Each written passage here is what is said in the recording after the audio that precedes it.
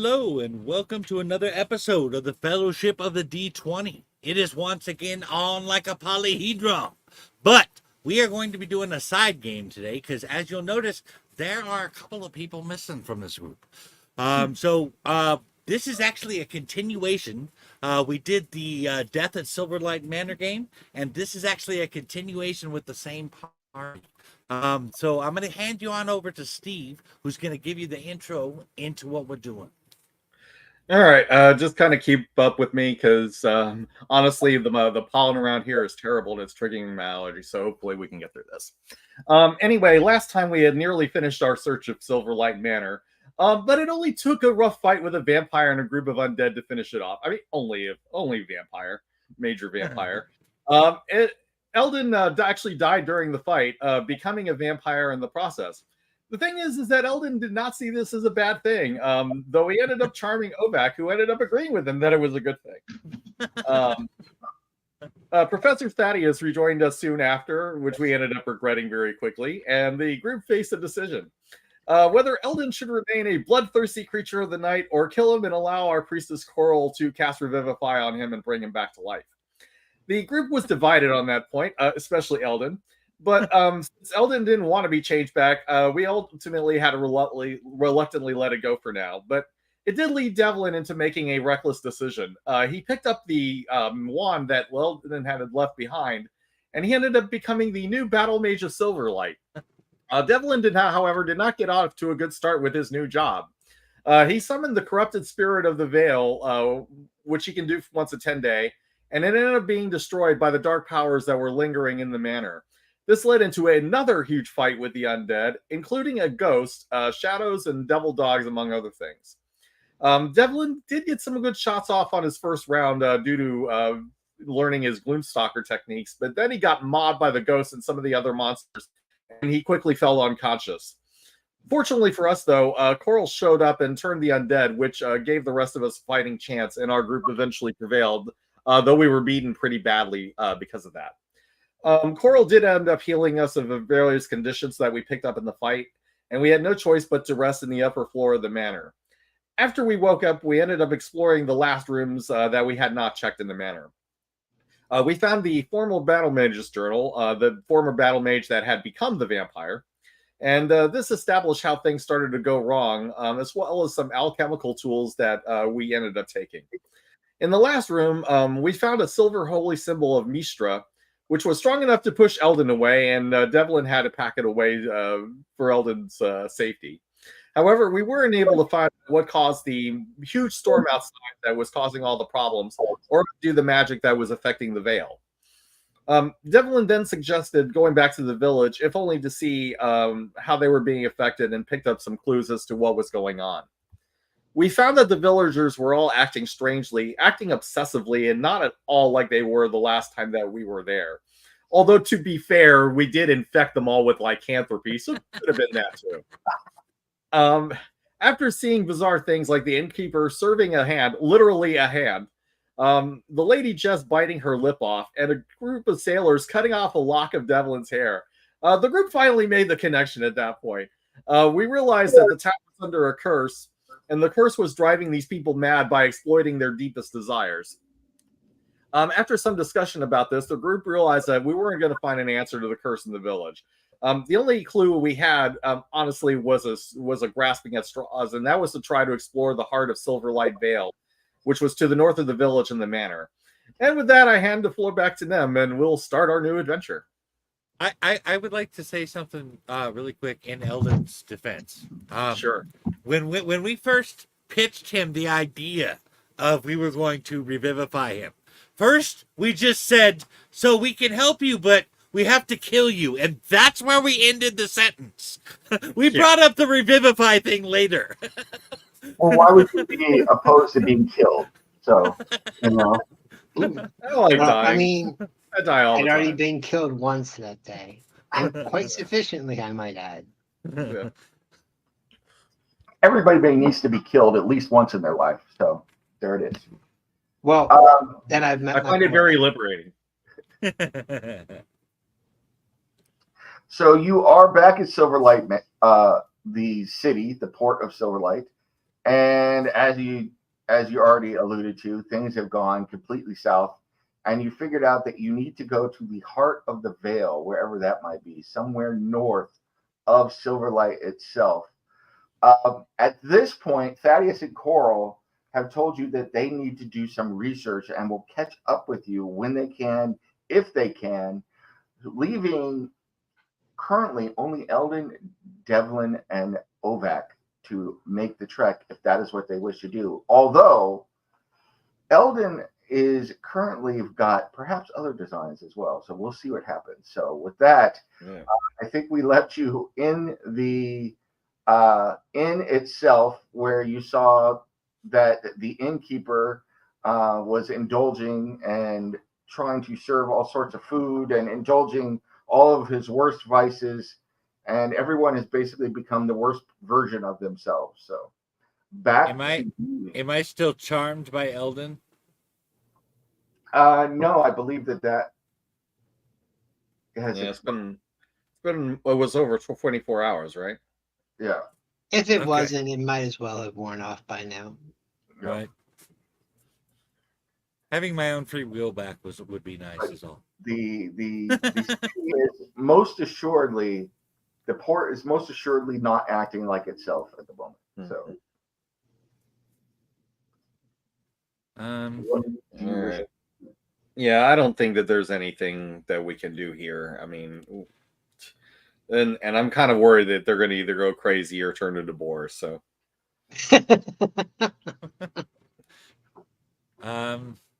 shall we just kind of smile and scoot off to the edge of the scene?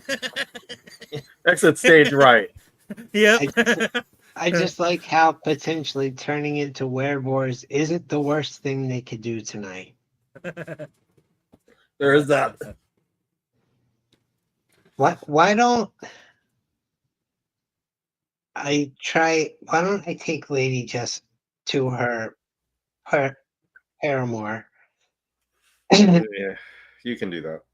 We can meet at the windmill and go from there near the edge of the water.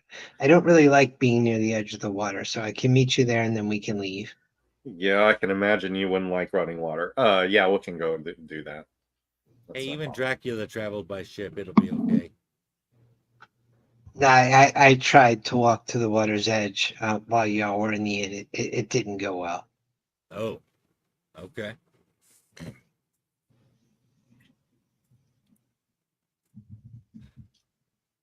All right, I guess we're gonna make our way now. sorry guys, I was my brother called me. I was trying to make sure everything was okay. So yeah, no problem. All right. So you guys are gonna make your way up north? Yeah. All right. You begin making your way north, and to the north of the city, it is almost impenetrable woods. So if anybody has a tracking or survival wilderness ability, I need you to make a roll for me now. Nam, I just sent you a whisper. I do have I survival. might have something like that. Let me see. And I am a ranger. I can do. I do have a little bit of survival. All right. I got 13. 9. Oh my god. Is okay. Eldon, can you give me a stealth check, please?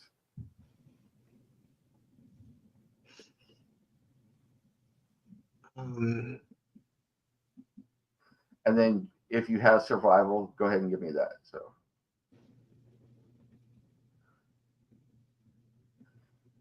you know he can do it. It's just a series of simple gestures, the same as you. Whoops. Sorry, 21. It shouldn't have been. Right. Advantage.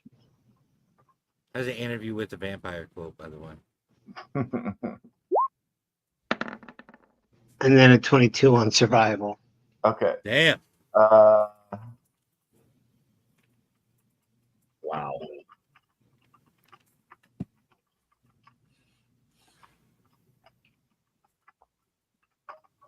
So as you begin trekking, you find yourself walking in circles for a while in the woods until Eldon eventually happens upon a what looks like a trail, but to your eyes, I'm talking about Mike and Steve.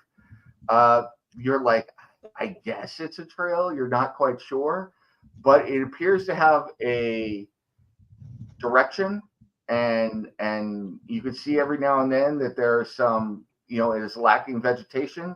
So, do you decide to all follow Eldon's trail that he has pointed out? I don't have a better idea. I don't either. All right. You trek on through the night, the storm continuing to worsen, and as the sun comes up the next morning, all of you, unless you decide to take a rest, have reached one level of exhaustion, and the sun does not entirely rise. Instead, it kind of tries to make its way through the clouds and sunlight, providing only very dim light. So, yeah, I think we're taking a rest in the middle of that. You guys want to take a rest? Yeah. Is there some place where some type of protection from the sun, if it does come up, would be available? Some type of shading? You've noticed that the sun is not penetrating. It's giving the barest amount of light, but it is not penetrating enough to even harm Eldon at this point. So, cool. Okay. This is what I'm trying to avoid here, you see. The clouds can break. The wind can blow them out of the way. The sun could just suddenly appear. Is there some way that we could just get under some shading or something like that? Is there something like that around? Go ahead and give me a investigation or survival. Investigation. One or the other. I'll give you investigation then. Much better at investigation. Okay. 20 on investigation. Okay. 14. Wow, my rolls suck today. Did you want me to give you one too? Sure. Okay. Investigation. Oh, well, that sucks. We're gonna go with survival. Oh, and I suck balls. All right. You search around, and perhaps it's Eldon's. Oh, that drop's dead. Perhaps it's Eldon's survival instincts kicking in. But after looking around for about half an hour, he finds an overcropping of rock. And you could get underneath the rock through almost like a curtain of ivy and vines and stuff that has grown over, and could go down into that and rest down there. So, hey, I saw this scene in The Incredible Hulk. Yes, indeed. Nice. So, would you like to go down there and take a long rest? Yes, sir. Yeah. That's my vote anyway. I can't speak for everyone. Yeah, we can do that. Yeah, and Eldon will tell the others, thank you. I am working to see if I can turn one of my infusions to let me walk in the day. I don't think it'll help with the rest of the holy symbols, but hiding from sunlight could get inconvenient. It could. Yeah. But when we can, I don't mind doing it to spare you the pain. I appreciate it.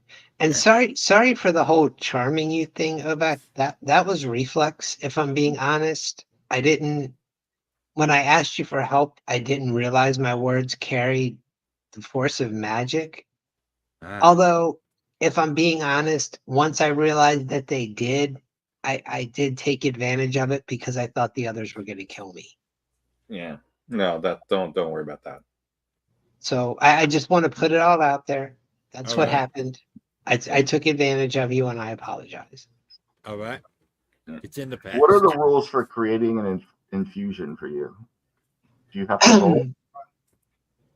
Now, I have a certain amount per day that I can just create. Right. That's how he makes his weapon magical. Yeah. I could create an infusion to become resistant to any single damage type, but there are no rules for custom infusions. Right. Yeah, it works like warlock invocations, more or less. You have a certain number of them. They do certain things as specified. Do you have Arcana ability? Yes. Go ahead and give me before we do some other stuff, give me an Arcana check and a Wisdom saving throw.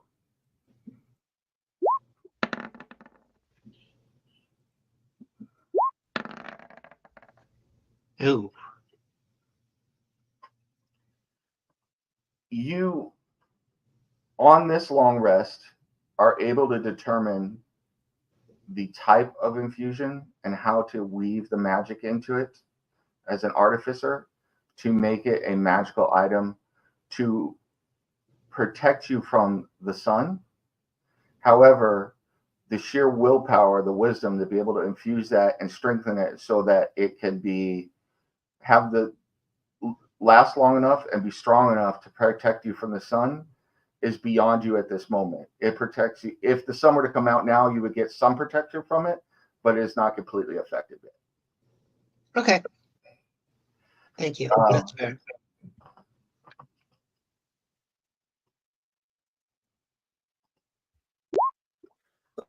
Who is on guard duty and what order do you want to take? I'll take first watch.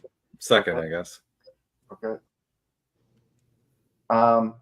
As you are resting, Ovak, hear the sound of creatures or some sort of bipedal people running through the forest back and forth. Every now and then you peek out from the ivy or the moss to see if you see anyone going back and forth, but you see nothing. But you hear voices, you hear people running back and forth, and then it would disappear.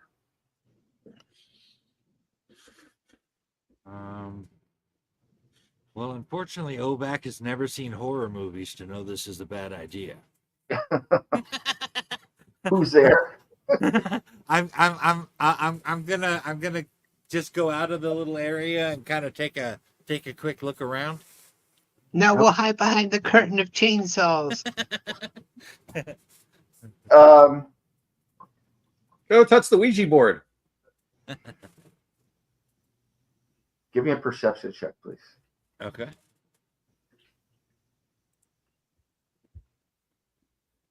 Perception. I don't have that. Ooh, It's not too not bad. bad. Your eyes are darting back and forth, Ovak. You think you see a shadow disappear behind one tree, and then you think you see the shadow of a small child running up a tree 30 feet away. And then you think you see glowing eyes disappear into the fog and mist which has sprung up around you. And then you feel the faintest breath on your cheek, and you turn and there's nothing there. Okay. How close is it to the next watch? Currently, you're only in the middle of your watch. You have 2 more hours. Okay. I'm gonna just stay hyper alert and keep a watch. Okay. And Are you going to stay out here? Or are you going to go back? I'm going to go back into the area, but I'm going to be right by the door, keeping a look outside, right by the area there, out in the front. You continue to hear the sounds for hyper alert now. You continue to hear the sounds for the rest of your watch. And you even, at one point, several stones are thrown that impact on the edge of the rocks outside the opening. But you see no one before you eventually comes time for you to wake up, Devlin. How rude. Hey, I let Devlin know what's going on. I don't feel comfortable with this. There appears to be some type of, I don't know. I saw glowing eyes out there. Yeah, that could be any number of things. There was something that looked like perhaps a child running up a tree. I saw people hiding behind stuff. There was a couple of times they actually threw rocks up against the area right out in front of where we're sleeping here. Huh. Like some Yeah, Blair Witch kind of shit. I'll keep an eye out. Yeah, that does sound creepy. And we're going to be dealing with creepy things the closer we get to where we... Devlin, as you go on watch, you think you hear somebody out there go, Yeah, I'm staying in hiding. I'm basically invisible while I'm in dim night or darkness, so I'm staying in darkness. Okay. So the rest of your watch, you don't hear anything at all. You're not sure what Ovak was seeing. You rest through the rest of the day. It's become late afternoon, but because the sun never really broke, it's already beginning to get dark. Although Eldon is a vampire, so he also has dark vision, so I will add that onto him in a second. But you don't see anything, but already the sun is beginning to have no impact, no illumination at all. The fog has gotten thicker and risen up, and you actually do see the trail that Eldon was following before, as the fog does not touch the trail. So the fog has gotten thicker, but where the trail is, there is no fog. Interesting. Yeah. All right. I guess we'll make our way. You can all count yourselves as having taken a long rest. Okay. And then go ahead and tell me how you want to make your way. So, do you want to continue following the trail? What is your marching order, et cetera, et cetera, et cetera? Well, I guess I feel like I should be out in front. What movie is that from, by the way? I missed it. What'd you say it? Et cetera, et cetera, et cetera. I know Steve's not going to get this because it's the kind of movie that Steve would never watch. So. It's a musical? Yeah. How did Are you forgetting that me and Steve have a mutual hatred of musicals? Okay, then you get 2 inspiration points if you get it. I'll even give you the actor who said it. It was Yul Brynner in a musical. So, King and I? Yes. Exactly. You get 2 inspiration. Yeah. That's the king. He'd be like, da da da da da, et cetera, et cetera, et cetera. And it's Yul Brynner voice, so. All right.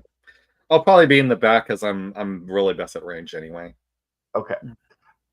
You continue following this path through the woods, leading you deeper and deeper, all through the night again for another 8 hours straight. You're not sure how many miles you have traveled, the fog getting thicker on either side. And as the fog begins to clear, you find yourself on an actual path that has been blazed into the woods. And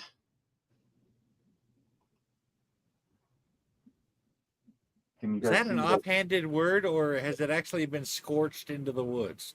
It has actually been scorched into the woods. And you see a trail of blood on the path. And you should see yourselves on the map now.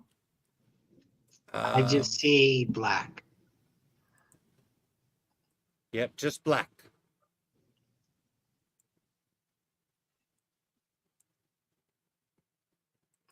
Why is it just black? I don't know, but I don't appreciate it looking back at me. Yeah, I don't see anything. Roll 20 sucks. On the wrong layers? Probably. It's because I put you guys on the map layer, Gotcha. Oh, come on.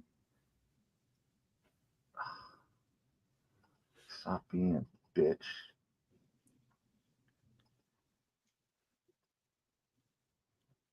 Token layer. I've got a map screen and I'm gonna paint it black. Okay, there it is. Token layer. There we go. All right. There we go. Got a little weather going on. All right, you guys can see now? I can see this, but I cannot see tokens. Yeah, I can see my tokens. I see Eldon. I see tokens. Yeah. Oh, yeah, okay, I see everybody. Oh, hold on. I was up at the top. They're down at the bottom. You're there. Okay. Yeah. I don't have Timothy, but that's okay. He can be on my shoulder. Okay. All right. So you have emerged onto this path, and it has actually been burned into the forest. And you see a number of blood trails leading along this path. The light is very low here, and the trees themselves seem to be moaning. You're not sure why, but they are rocking back and forth and appear to be giving off a moaning sound. You That's hear, because they're looking for the ant wives. yes. Go Either ahead. that or Sauron is chopping down their forests. Everybody give me a perception check real quick, though. Okay. 15. Wizard should know better. Ooh, look at you. Even with a Oh, +4. No. Okay. I only got a halfway decent roll today. Ovek, you are still hyper alert, and so are you, Devlin, from your watch and from moving through this forest and everything you've seen. And or not Ovek, Eldon and Steve. And Yeah. you think that you hear chittering noises from up ahead and many small clawed feet running around and whispering voices in some language you don't understand, though you don't see anything at the moment.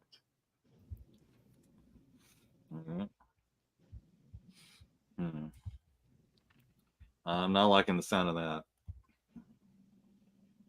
Me neither. Prepare for battle. Yeah, I think we may have to. All right. Ovak, do those sounds sound like what you heard last night around our camp? Yeah. Or today, whatever? All right. Dude, I didn't hear anything except for the rocks hit up against near the opening of the where we were at there. I Alright. just saw things. All right. Okay. You I'm gonna head into a shadow and see if I can hide there. Okay, go ahead and give me a stealth check. I'll just But it was up here in Yeah. the woods that I saw these things. Yeah, but if I'm in dead light or darkness, I'm basically invisible to anything with dark vision or even normal vision, really. All right, give me another perception check real fast, guys. Yeah. Everyone? Yes. 24, bitch. I credited that motherfucker. Do any of you speak Draconic? I don't think I do. I don't think so. Okay. Ovek, Eldon, and all three of you, you hear the whispering voices still, and you are able to hone in and see that there is a pack of creatures stealthily moving your direction, fanned out in almost a crescent shape. And I will put them on the map right now. I'm guessing kobolds, but could be wrong. Probably. Nasty little buggers. I don't know that you have ever seen kobolds before. So, but yes, they are indeed kobolds. Little reptilian humanoids. Yeah. And there is one in the back who is wielding a staff and is dressed differently than all the others. He looks like this. Okay. Worm priest, huh? Okay. Yes. They're jabbering back and forth in Draconic, and all of them are sniffing the air and looking back and forth. Whether they're looking for you or not, it's hard to say.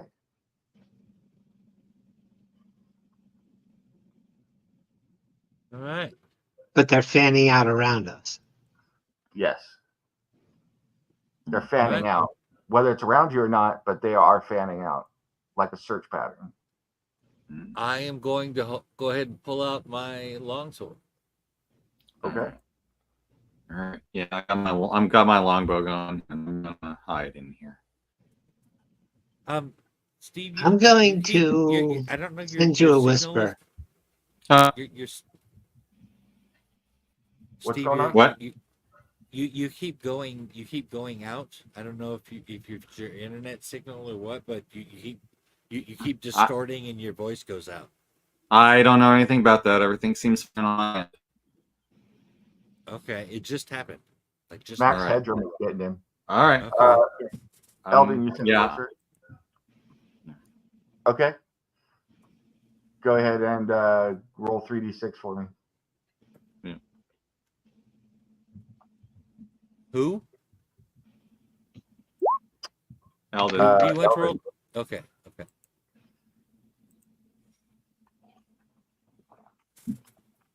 Roll a d8 for me, please, Eldon.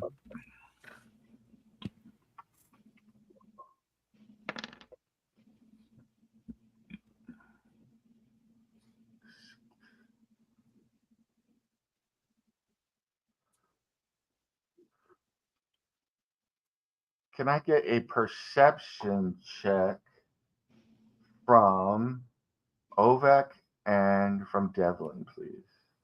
Yep. Perception. Yep.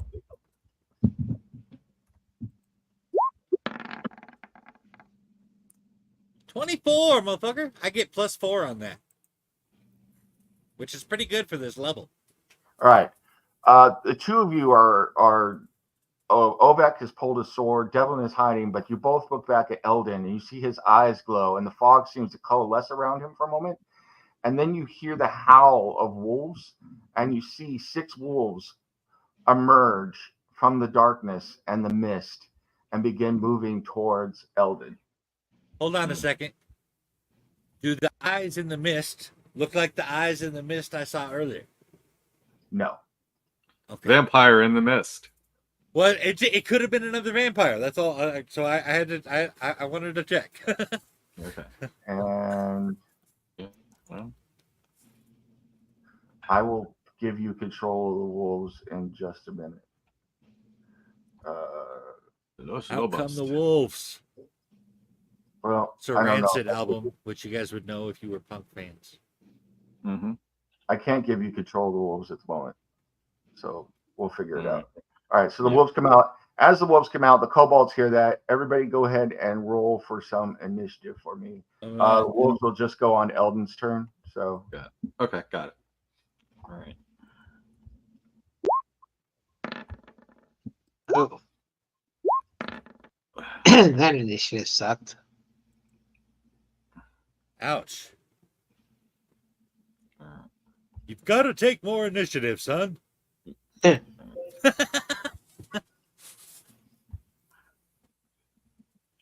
right.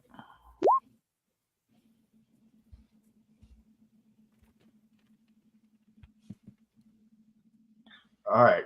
So nobody has moved to do anything, but the kobolds have heard the wolves and all get down into fighting stances. Devlin. All right. So I guess we're fighting these things, guys. Yes, sir. All right. We're in it. Well, I do see. I imagine if they were friendly, they probably would have approached us in a different All manner. right. I do see this guy here. Hold on. They're speaking Draconic. Maybe they were saying hello. Have Perhaps. dinner. Marry my daughter. All right. I can We get don't this. know. I can get this guy. So I'm going to use Dread Ambusher on him, which means I get 2 attacks at advantage. Which guy are you getting? Yes, strange half-orc. Please come marry my daughter. This guy right here. Okay. Right. So I got a line of sight on him.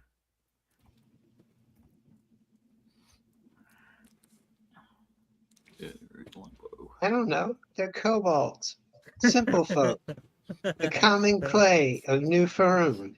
You know. Morons. Okay. 17 on my first hit. There you go. Nice. That's a hit. nice first hit. Does 15 hit? Yep. Okay. We're only at Okay, like there- level 5 or something. 17's pretty good. All right. There's so a hell of a storm that started rolling in when Eldon called those wolves. Okay, 17 plus 8. I think that's 25 points of damage. Yeah.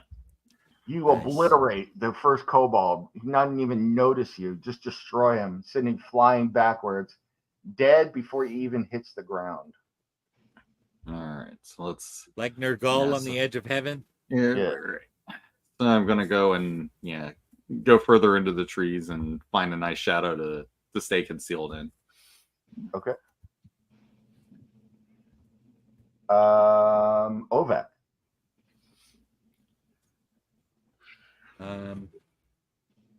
Let's see. I am still only seeing. Is it the wolves we're fighting? I thought Eldon summoned them. The wolves are with me. We're fighting Okay, kobolds. I'm not seeing them anywhere. They're up on to the northeast. Okay. Oh, I'm gonna have to move. Aha. Okay. Now let's see how far that is. That's 1, 2, 3, 4. Where's the one movement is? Movement is only 30 feet. I can't even reach them to attack, so I'm gonna have to try and shoot a bow at them. Yep. Can I get him in there? No. 30? Okay, I can see this guy here. Will you let me shoot him? Sure. Okay.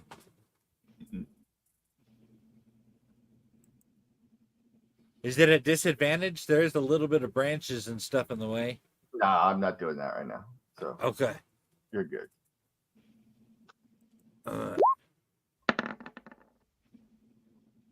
Oh, 11.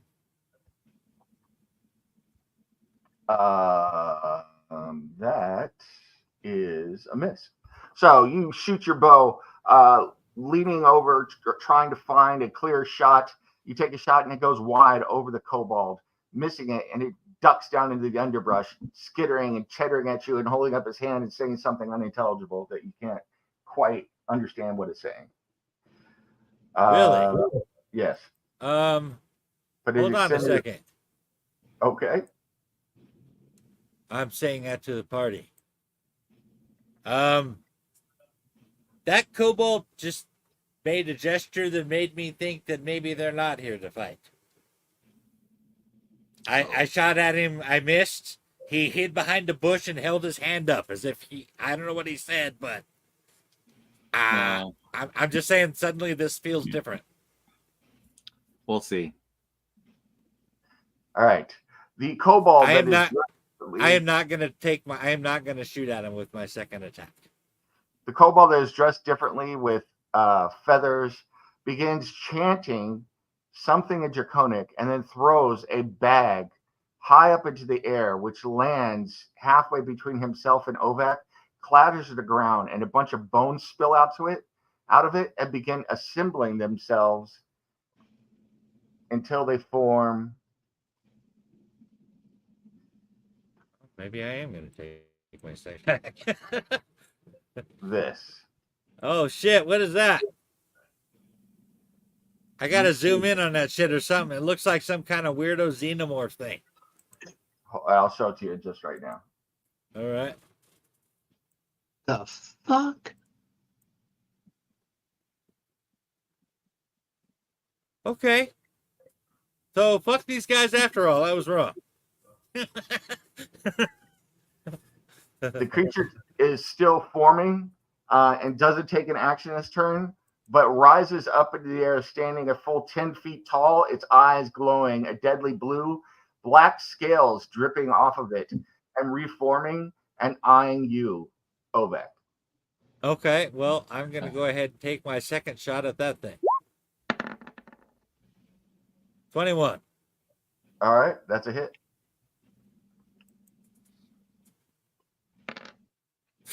Four piercing.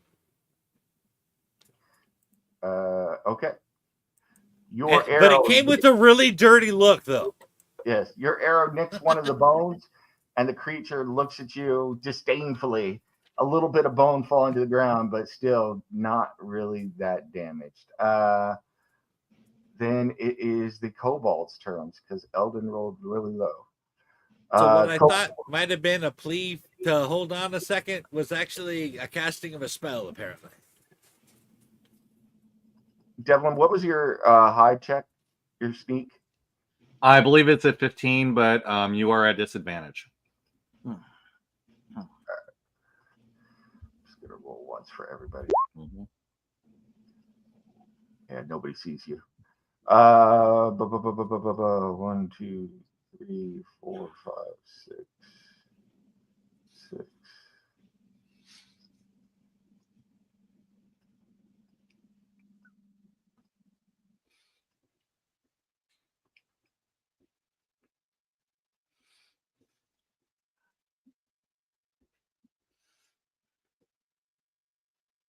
And they are all going to. None of them are in range, so they all pull out slings. And since the big scary man with the sword that missed because they don't see Devlin, they are all shooting their slings at Ovek. So 10 slingshots. Because they're not too bright and are not attacking the things they should attack. What's your AC? My AC is 2,700. No, it's 16.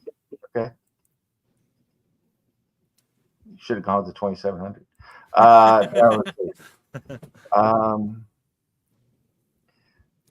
10 sling stones come flying at you.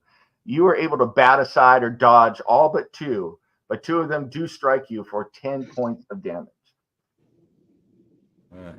So you are pelted with a bunch of stones. Were these the people throwing? Is anybody else picking up on the very ironic fact that very small creatures are attacking a larger creature with a sling?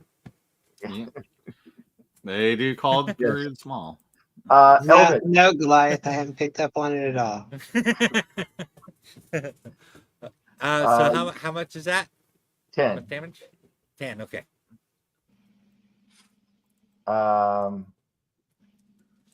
Eldon is up. All right. Where is Cobalt Priest Man of them bones? He is all the way in the back here. I can't reach him. That's why he's all the way in the back there. All right. First thing, at the dragon skeleton, Melf's acid arrow. All right. Because in all of my time playing Dungeons and Dragons, I'm not entirely sure I've ever used this spell before. I used to love this spell. I think I've only ever used it in Baldur's Gate 2. I mean, by the time I had it, I've always had other things, but I figured Eldon might step away from the fire for a bit, so. 18. Your acid arrow goes flying at the dragon, and in the unluckiest of all moves, goes through the ribs, out the spine, and misses all of the parts of the dragon as it goes through the skeletal parts, hitting nothing. Inspiration. That Okay. sucks balls. That's not even right. Oh, I bet you couldn't sucks. make that shot again if you wanted to. You were inspired to say, look, I don't want to miss that close. I'm going to miss very badly. And it goes up into the air and kills a low-flying European swallow carrying a coconut that crashes to the ground. Okay. All right, fine. Timothy, bash that motherfucker. For a All right. strike.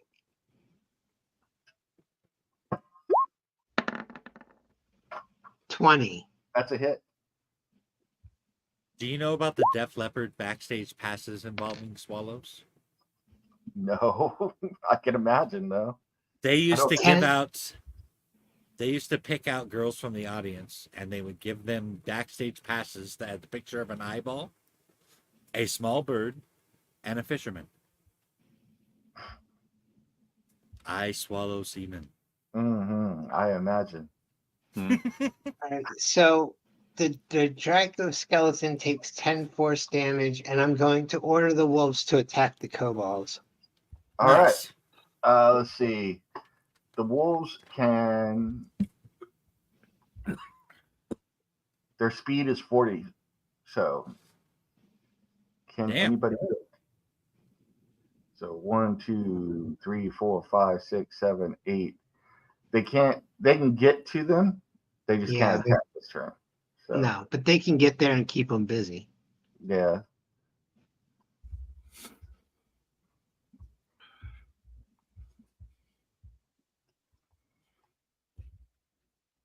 Oh, the wolves move forward. Meanwhile, as my movement, I'm gonna be missed. Okay, you are missed. Fuck if I'm standing here and getting shit thrown back at me. Devlin. All right. Let's see. You got the. Ovek's looking around, going, guys, Uh, guys. I can hit. I think I can hit this guy. Yes, I can. I do see him. So yeah, Yes, I'm gonna let the.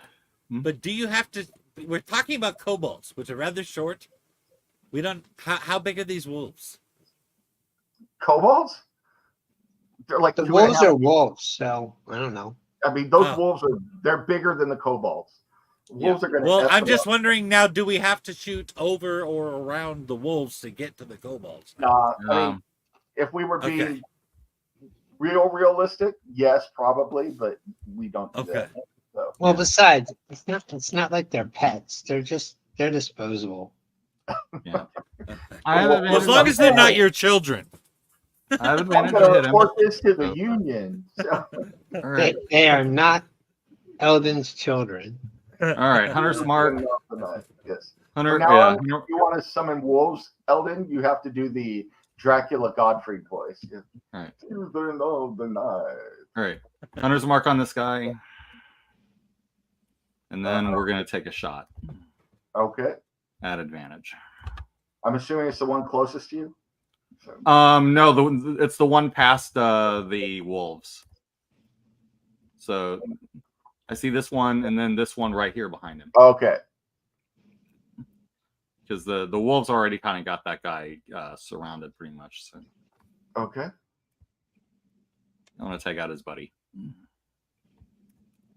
All right, so Hunter's mark on him. So let me just double check what that does. Okay. Yeah, deal extra d6 whenever I hit it with a weapon attack. Okay, there we go. All right.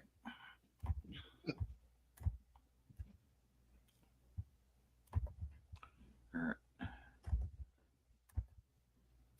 Advantage, and then d+6 plus whatever. I guess a 25 hits. Yep. So that's 8 plus 10. Okay. Yeah. And then I'm gonna kind of. You are another one, as they are kobolds. Yeah. And these aren't your eeny meeny kobolds. These are kobolds. Yeah. So. Yep. Yep.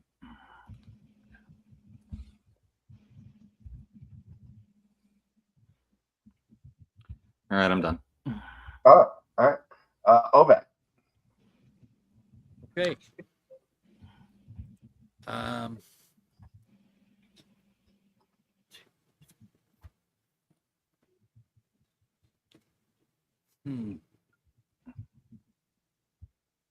Okay. I can't see that guy in the tree, I'm guessing.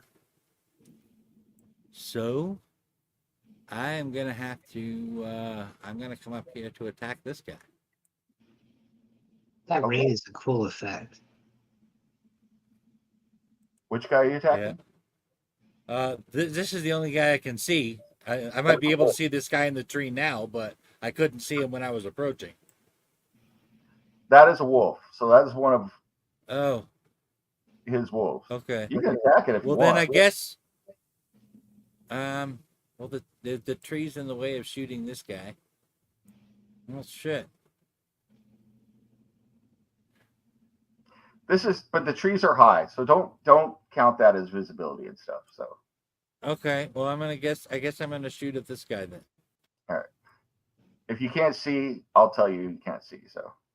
Okay. Now, should I only be able to see everything in like crimson? I could do that for you. I don't know if yeah. No, that's all I see right now. I mean, I can make out tokens, but like when I look at, thank you. You're welcome. It was I had very 17 on the difficult. crossbow. Oh, Sorry. That's a hit. Oh, damn, there's Okay. a lot of them. That's 7 piercing. You kill this guy as well. Ha-ha! All You guys are right. taking kobolds down left and right. Well, then I'm going to shoot this one with my Okay. second attack.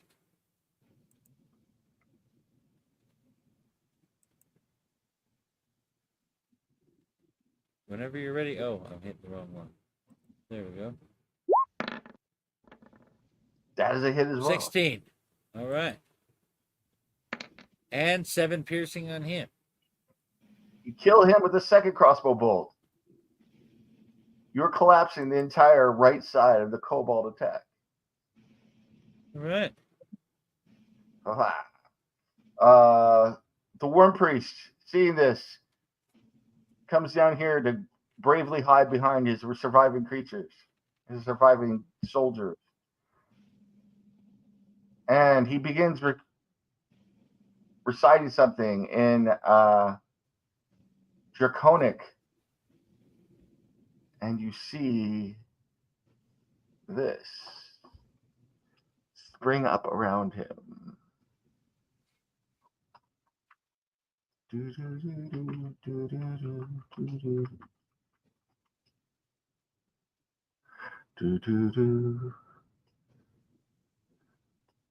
know, I ironically went to school at a place called the Springs of Living Water that smelled like sulfur on a regular basis. Go right here.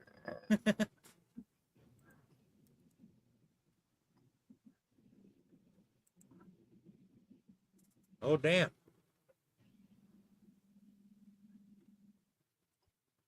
You see a number of draconic, rotting creatures spring up around him, phantom figures moving back and forth, grasping at things, moving past the other kobolds and the dragon itself, but looking hungrily at Ovak as they do so.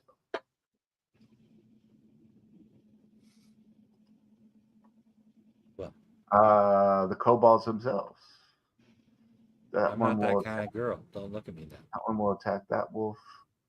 He's going to come here and attack a wolf. He's going to attack a wolf. 1, 2, 3, 4, 5. He's going to go there. Fire sling. Sling. Sling. So 3 slings at Eldon and then 4 attacks on wolves. So. Eldon is missed. Then 3 slings at the wolf. Because we don't see you. But we do hope he'll come back soon. 2. Oh, you're sweet. Ooh, wow. All right. The first three slingers sling their bolts at the first wolf and kill it. Oh, dies. Bludgeoning the wolf to death. I don't know how that makes Eldon feel, but. Man. Meanwhile, the second 2 spring onto the wolf with their daggers and begin stabbing at it. Metal's hard, I stab at thee. These little They must be bastards Team are Edward. They killed this wolf too. And I mean, it could be worse. They could be Sturges. they put their hands up in the air and look at you guys yelling into the air, and you're like, what the hell is wrong with these guys? Give a fuck. I Eldon. fell for that shit once before. Okay, I need to check something. Oh, I forgot. Hold on. I forgot to make the dragon go. So, and Eldon's missed, right? Yeah. Yes. So we can't do anything to you.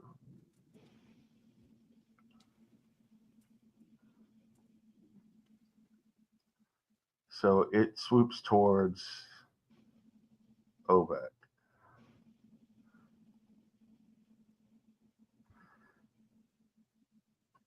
So you're getting a bite and 2 claws. And you're 17. I think it's 16. Let me look. Yep, 16. All right. So it swipes you with its claw, doing 7 damage. And as you reel from that, bites down on your shoulder and you feel your shoulder crushing, bones being put out of place as the teeth tear into you and rip you back and forth for another 16.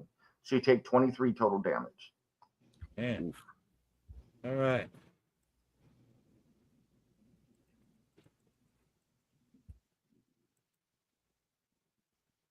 Damn. And now it's Eldon's turn. Okay. See where I'm measuring across 20 feet? Yep. These 5 kobolds plus the dude in the middle of the spinny. Mm-hmm. Dex save. Eldon puts his finger up and twirls some spun sugar and blows it at them, and it becomes a web. Ooh. All right. So that is how many of the kobolds are affected? 5. The 5 behind the dragon, and then it would reach back to the dude in the middle of his spinning dead things. All right. What's the dex save? Oh crap. Give me a second. I haven't done this much. I think the one kobold is going to make it. It is 18 Okay. for that. One kobold makes it, and the priest makes it dex save. So I will make. So the web comes flying out, and 4 of the kobolds are caught up in the web as it takes them by surprise. Nice. How does that spell work now? At the beginning, they're restrained. At the beginning of their next turn, they can make a strength check. And at the beginning of every successive turn. What about the ones that aren't restrained? Do they have to make a turn thing to Nope, move it? if they save, that means they got out of the way. Okay. Cool. All right. So your web encircles or snags 4 of them, but the worm priest and one of the kobolds manages to avoid it. Meanwhile, you have Timothy and the wolves still to go. So Timothy is going to force blast the dragon bones. Them bones, them bones, them dragon bones. 18. There you go. that is a hit. For 11. I'm sorry, that's not a hit. So What the fuck? Wait, 11, 18's not a hit? nope, not on the dragon. So Damn it. Let me check something real quick. Something that I got at 5th level and see if it can apply to attack rolls. Or if it's just spells. Whenever you cast a spell, blah, blah, blah. No, it's just spells. So Timothy flies in, force blast at the dragon, and the force blast kind of just waves through the skeletal, not doing any real damage, but kind of blowing a little bit of the scales back, looking almost like it has hair flowing in the wind, but it just looks cool. And I'm redirecting the wolves to the dragon skeleton. All right. Go ahead and give me 4 die 20 rolls.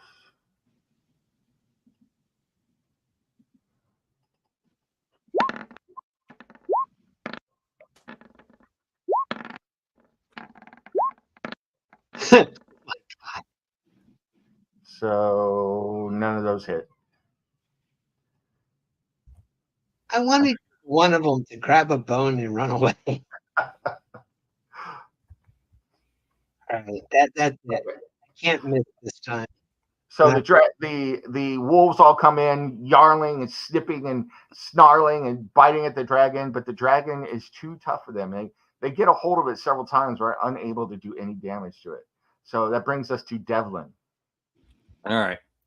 We're gonna keep hitting kobolds. If that one's webbed, I'm gonna hit him. Okay. Hey, he is not webbed. Oh, that's not webbed. Okay, is this guy webbed? Yes. All right, then I'll hit him. All right, so we'll go ahead and do that. Yeah. Oh yeah. Use High Hunter's Mark to move the mark to him as well. Okay. So we'll do that. All right. damage. 22. And yeah, I think it was D6. That hits the kobold, so 7. 8. You snipe another one of the kobolds, killing it, and it stays standing, held up by the web, looking awfully disgusting and gross as it dies there. Yeah, sorry, that's not where I want to be. Okay. I'm just kind of moving a little bit. I'm trying to move out of the dragon's way. Are you stealth still? Yes. All right. Yeah, I'm trying to move away from where they might have heard the shot. Ovak, you're taking some damage, son. Yes, I have quite a bit. I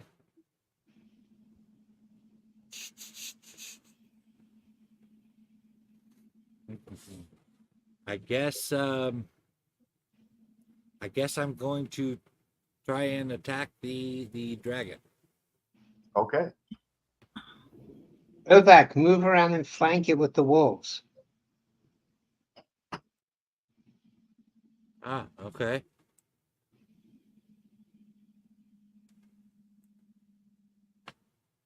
Voila. Okay. Now I get advantage. Good call.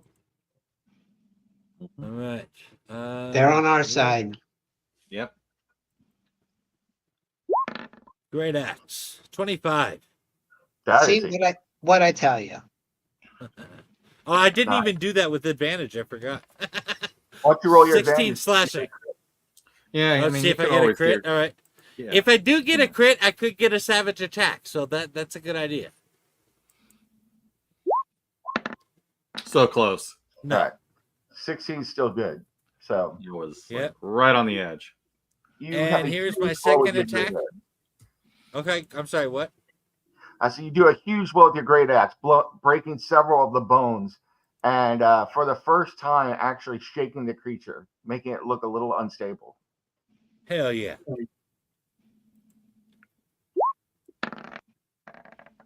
And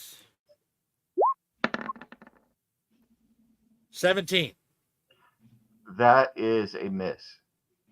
All right. I am going to go ahead and try an action surge. You're gonna what? I'm going to try an action surge. Okay, Attack this thing 2 more times. sounds good. 17. That doesn't work. Nope. That's a 20. hit. Yep. All right. And 14. And I love low-level adventures. Good, Oh, nice. damn it. I'm not rolling with advantage. I don't know what the fuck my They problem definitely is. can be fun. They You really could do. you could toggle advantage on. All right. 24. Either way. 14 slash. Yep. So that's another hit. No. That was my second attack on this one, wasn't it? Oh, okay. Yeah, that was your you action surged. Yeah. To get that. All right. That should give me 2 more attacks. Did I do both of them? Yeah, you I think did. that's both of them right there, right? Yeah. Okay. So that's Ovak. So it's the Worm Priest's turn. Worm Priest. Dude, you should consider surrendering.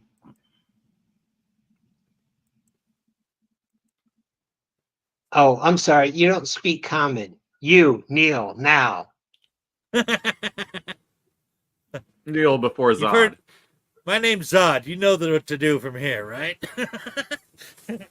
Isn't that how it works? If they don't speak the same language, we just have to say it louder. All right. The kobold. This kobold moves to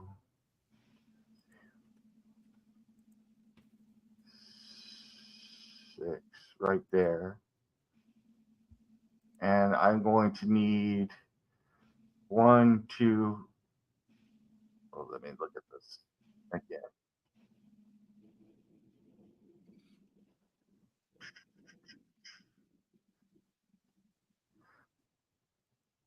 So Ovak, I need you to make a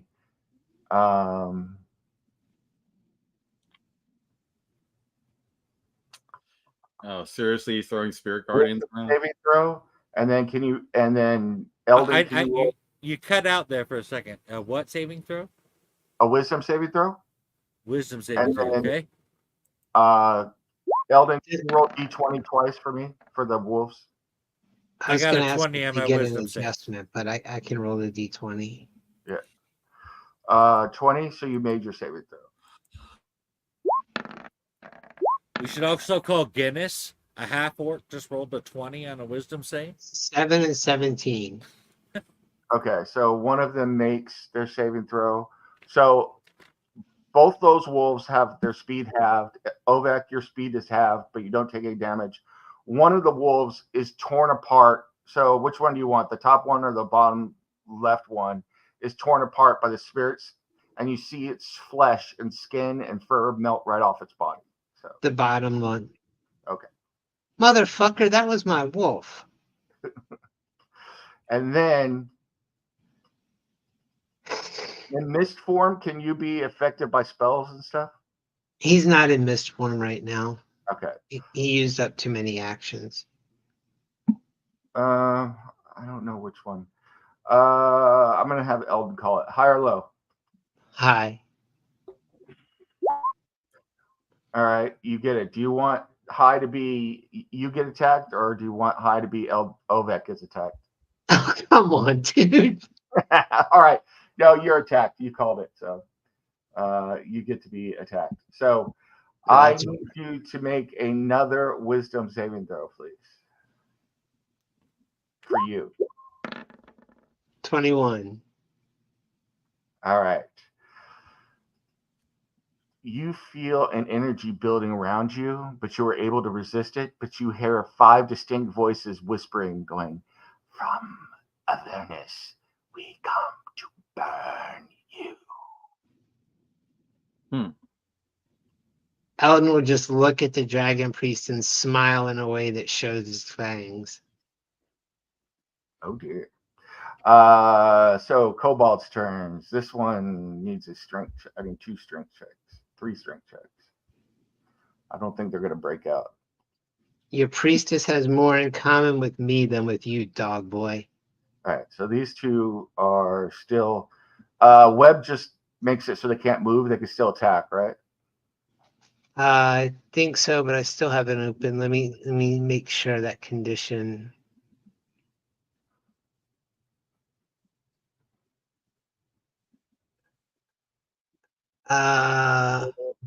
Yes, it can attack, but it has disadvantage. Okay. These two are like an idiots. Are going to move to attack you. So let's see. One cobalt attack. They can't move though. Their move is 0. Yeah. One cobalt attack on the wolf. Ooh, hits. 3 damage on a wolf. This guy stabs this wolf with his dagger. And didn't you just move those? These two weren't webbed. These 3 guys up here are webbed. This guy is going to attack Ovak at disadvantage. Hold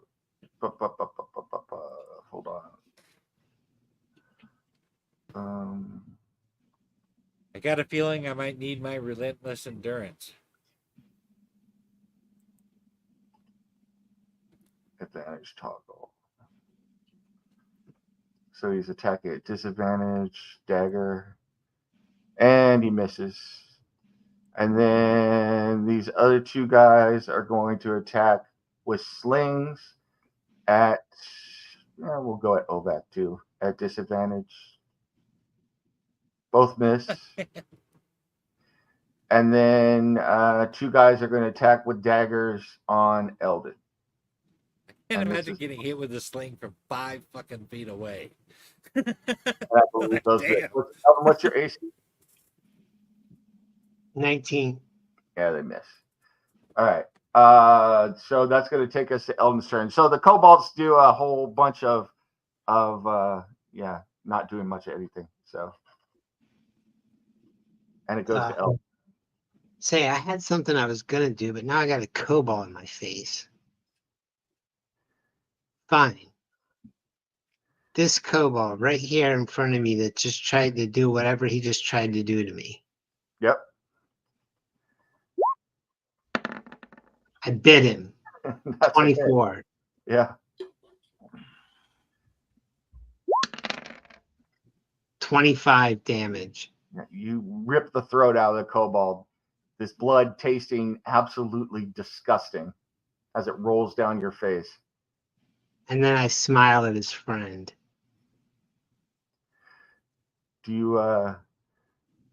you wish for the kobold to die, or well, I'll let you handle that afterwards. So, you still have Timothy and the wolves. Yeah, I'm gonna have Timothy force blast the dragon. Okay. Was Timothy named after Mr. Hunter? 19. That's a hit. Named after who? Mr. Hunter, Tim Hunter. Oh, I thought it was like Timothy from Monty Python. Oh, honestly, I'd like to claim it was something clever, but I was just trying to think of a name that was unusual for a spider homunculus in D&D, and Timothy is what came to mind. Nice. Okay. So 8 force damage on the dragon skeleton. Nice. Didn't you watch America's Sweethearts? You always take credit. Oh, I love that movie. I don't know. I like rom-coms, period. So you got 3 wolves. What do you want? You want wolves to attack the dragon still? Yeah, and now are they attacking with advantage since he's flanked? Sure. So go ahead and roll. Do you want me to roll it? Or do you want to roll it? It's up to I you. can roll it. Right. Although I don't know if they get any other. It's they get +7 to their attacks. So Damn. So that's a hit.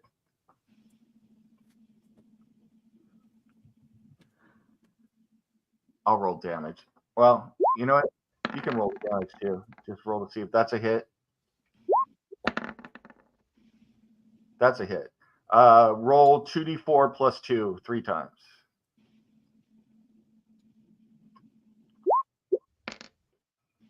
Seven, 16, 23 total. This time the wolves, seeing the bones and actually seeing some of the bones knocked out by Ovak, are incredibly excited now that they know that there's bones to chew on, and they begin tearing apart at this dragon skeleton, to the consternation of the worm priest, who is chittering away and yelling at all of you, and is actually flipping you off, Ovak. So you know that gesture, and you don't like it. So Actually, I kind of enjoy being flipped off.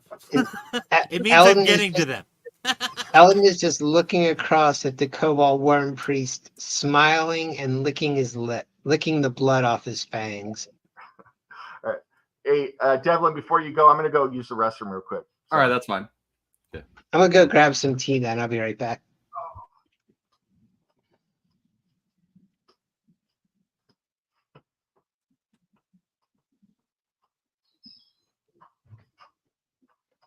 Dude, you know what I noticed going through that movie is that that City of Demons is based on several more comics than just all his engines.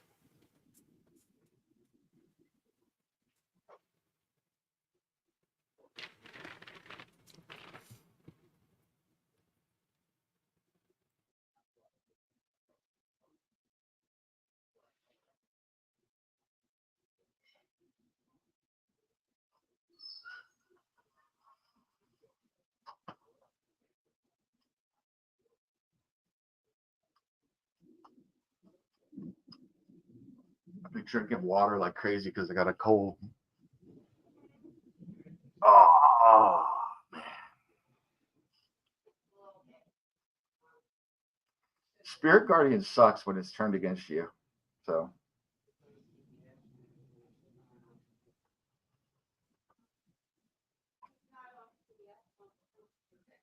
You guys there?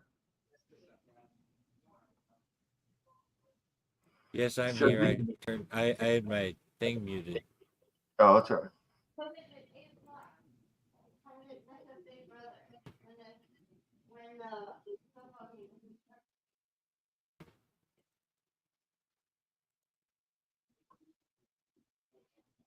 your picture in the Roll20 that you put up there for yourself looks like you should be a wrestler or something. It looks like you're cutting a wrestling promo. So, tell you, Mean Gene, Mike's gonna roll into the Stateric Arena this Sunday. I'm gonna take the heavyweight title for myself.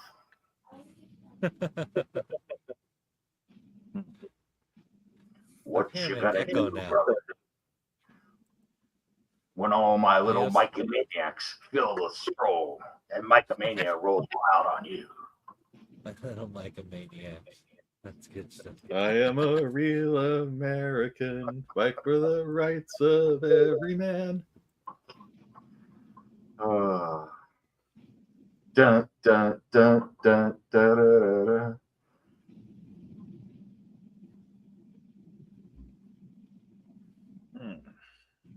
All right.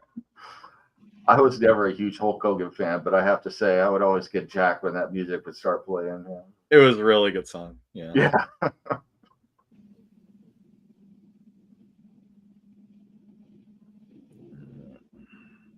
Although I'm not afraid to admit that I've always been a big, huge Shawn Michaels fan. And there were days, especially before we had kids and I was younger, when I would come in and I would throw, as she was coming back from work, I would come around the corner to give her a kiss to say hello. I would turn on that music. So that would be my entrance music. I'd be like, I'm just a sexy boy. You know I'm cute. I think she'd just be like shaking her head, which is the appropriate response, but it's like, my God, I can't believe I'm married to you. So the looks, the drive, the girls, wow. See, I think that's what life really needs. In real life, we all need entrance music. I said that before, and I continue to believe it. So we also need a soundtrack. How much better would life be when, it's like you walk in and your theme music starts or whatever. So, yeah, and you get a laugh track. Yeah, exactly. I think as close as we're going to get to that is iPods. Yeah, pretty much. I know what I'm getting myself into when I walk in to have lunch with somebody and the Seinfeld music starts. It's like, oh, it's going to be that kind of conversation.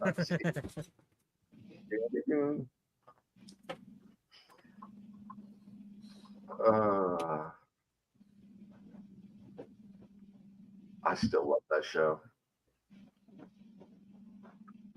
That show and Married with Children. 90s TV was good, period. X-Files. Did you ever see, speaking of X-Files, another show was on Fox at the time. Did you ever see that show Millennium, Mike?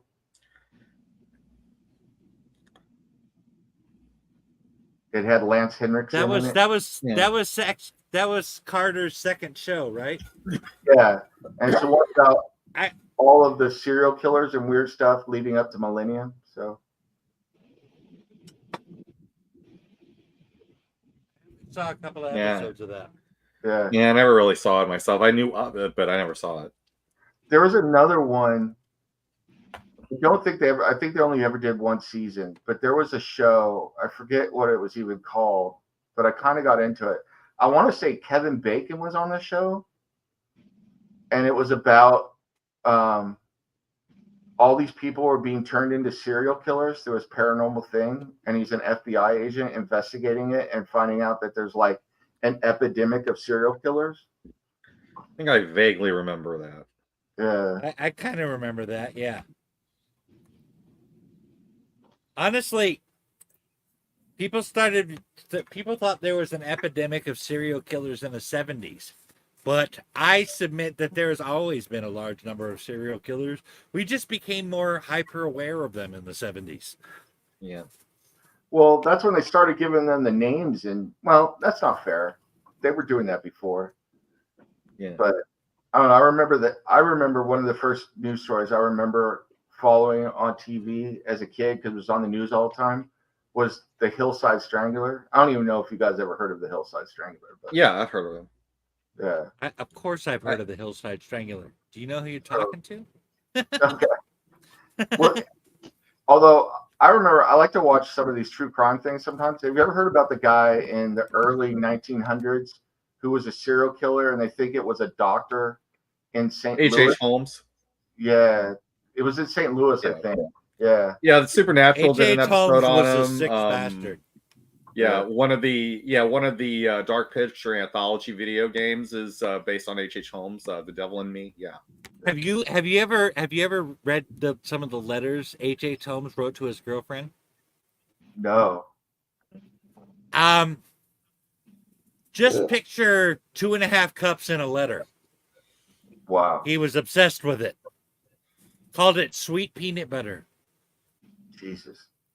I read this interesting theory, and it kind of makes sense that this guy theorized, and he backed it up with data, that the Jack the Ripper left England and came to the United States, and he shows, like, when the killing stopped, that they stopped for enough time for someone to come across on a steamer to the United States, and then he shows a trail of killings similar to the Ripper killings going all the way across the United States over like a decade or so. So I saw that documentary. I've seen something similar to that, with the added theory that maybe it wasn't the same killer by the time it got to the US, but he had trained an apprentice. that's interesting too. Wow. All right. We were going to Devlin. Yep. Hunter's Mark on the Kobold Priest, and Okay. we're gonna try to see if we can take that Spirit Guardians down. Okay. All right. Let's see. Yeah, Spirit Guardians is not cool when it's effective. Yeah, not with that shot. Those both miss. Yeah, that was not good. Okay. I'm just gonna. Spirit Priest is tricky. I'm just gonna. Well, the bits of undead dragon bobbing around in the circular wind probably knocked your arrow out of the way. True. So that takes us to Ovak. Okie dokie. I guess once again at the dragon with advantage. All right. That's with advantage. It's not letting me roll it with advantage. Hold on. It's just rolling the one thing.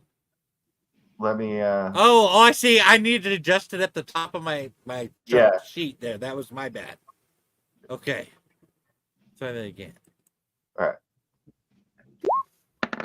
There you go. There's a crit. And that crit actually means I get a savage attack, which means I get to roll this damage twice. Nice. Cool. Twice to take the best. So that is... No, I get to roll the damage twice. Nice. Listen, right. Listen. You want to hear it? No, I believe you.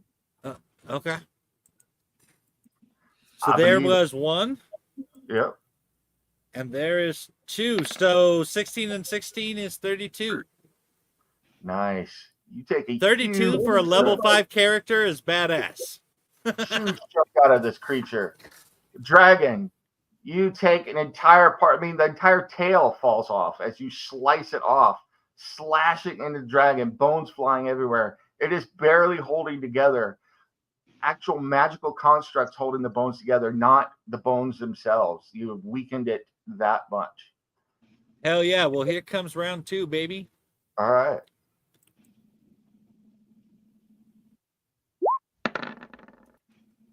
That's 21. Yep. And 6 slashing. Okay. Not nearly as impressive as the first round, but it was more damage. It is still barely held together. But I do need a wisdom saving throw for you because you started your turn in the Spirit Guardians. Oh, okay. Here we go. You might want to step out. Yeah. I got a 17. Do you have advantage on the wisdom saving throw? No, I still have my thing on advantage from rolling my attacks. So you got the 8. Because that was the first one. So you are going to.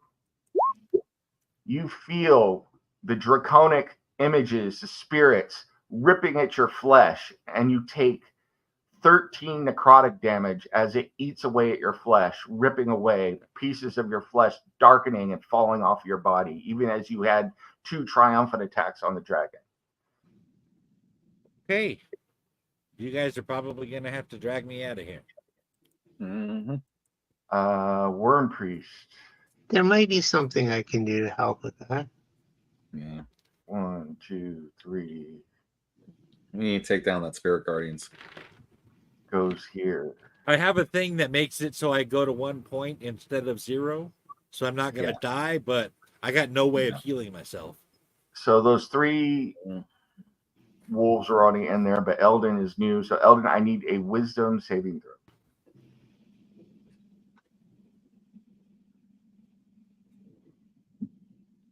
Even though I'm here? Yeah. It's hitting your square. So Oh, okay. That square happens to be a friend of mine. Blah. all right. So you are movement is halved, and you take 14 necrotic damage as it rips away at your butt.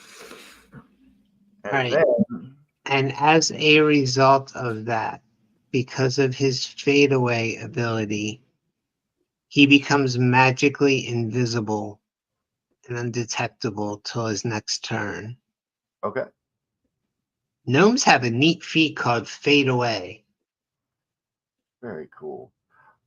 Which is- Finally, Which you're saying is better than to burn out. In this case, yeah. Ovek, I need another wisdom saving throw, please. All right.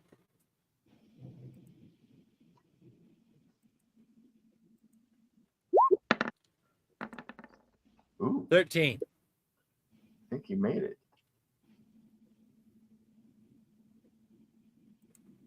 You did make it.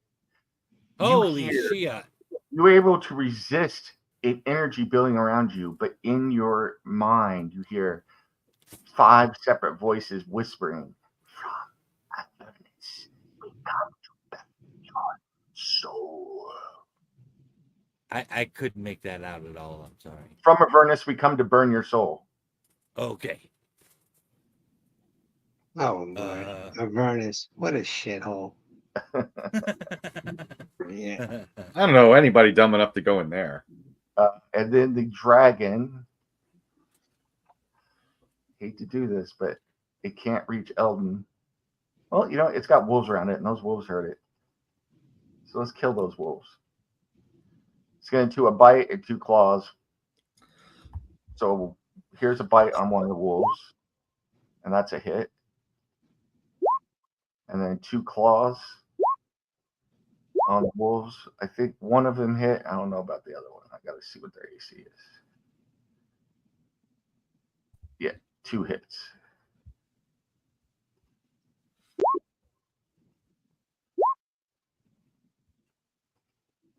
So the dragon bites out at one of the wolves and crushes it in half, throws him so that the body falls apart on the other side. At the same time, it slashes out with its claws and eviscerates one of them, the entrails spilling out as it sends the wolf flying, and then pins the other one down, crushing it, killing all 3 wolves.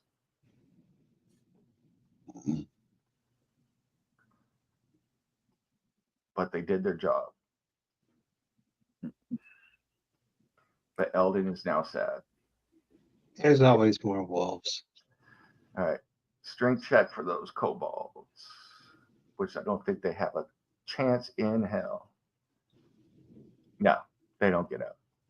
So they're going to be making sling attacks. This guy is there. This kobold's going to come down here and bravely fight Eldon or Ovek. So he's going to stab at Ovek with his dagger. And he misses. And then one is going to stab with his dagger at at Eldon, and he misses. And then 3 ranged attacks at Eldon. Eldon's invisible, magically invisible. 3 ranged attacks at Ovet. 1 hits for 3 damage. Okay. I have a thing called Relentless Endurance. It says when you are reduced to 0 hit points, but not killed outright, you can drop to 1 hit point instead, and I can't use this feature again until I finish a long rest. Well, sounds like you're at 1 hit point then. Yep. You are hit with the sling, and you feel like you're going to go down, and then you're like, you look at it, and your lips purse up, and suddenly you grow long blonde hair, and you become bald in the middle, and you go and you shake your finger back and forth, and people start chanting Hulk, Hulk, Hulk. So, and you start hearing that you feel that you are a real American half-orc now. So there's that. Right. Eldon, do I suddenly feel the urge to tear off my shirt? You do, as a matter of fact.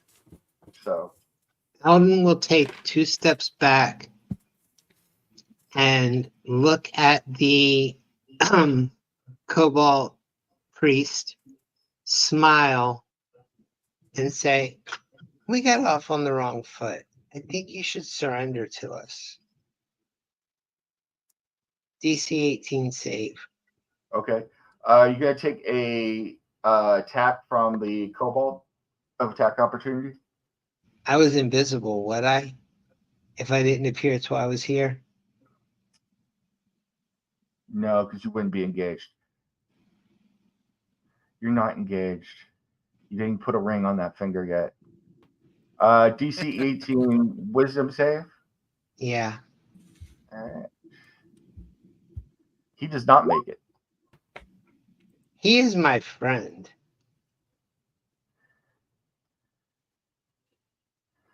Okay. On their turn, I will have him act. Everyone, that's my friend. He doesn't want to hurt us anymore, do you?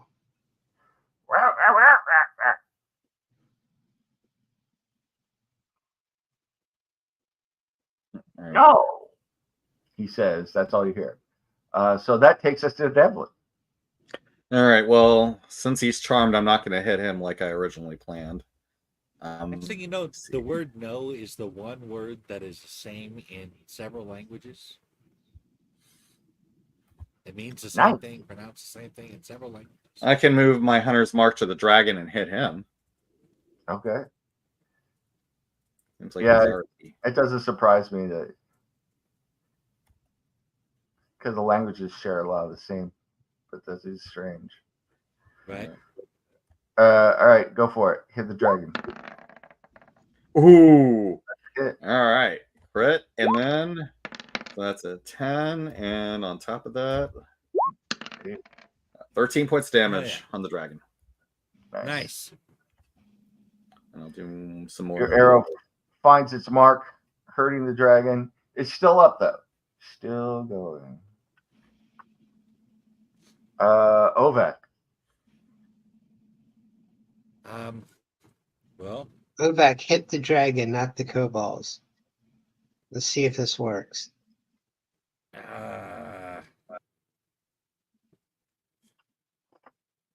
Okay. I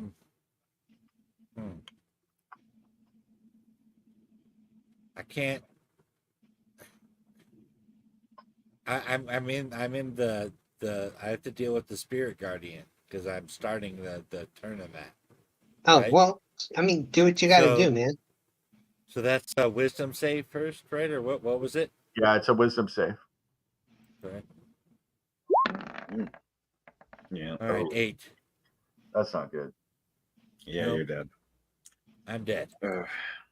You take 16 points of damage. Okay. So you're just making death saving throws now. You're down. You are down. The Worm Priest, which is unfortunate because at that moment, the Worm Priest drops his spell and points at the other kobolds and says something, and then says, "We surrender to you." Can you help our friend? Devlin, we're all Yeah. friends now. Okay. All right. That's good. What's the dragon skeleton doing? He actually he gets rid of the dragon skeleton as well. So All right. All right. Okay. If we're out of combat, I'll get out of there. I can bonus action healing word on. he comes over and casts 2 cure wound spells on Ovak. Okay. Cool. So Ovak, you get, if you want to roll it, it's you get 2d8 plus 4. Proficiency bonus? 2d8 plus, you get 2d8 plus 8. No, he's casting cure light wounds on you. So okay, 2d8 plus 8. 2d8 plus 8. All right, so 19. Eldon will kneel over the kobold whose throat he ripped out, pretend he's casting a spell, and say, he's all right. okay.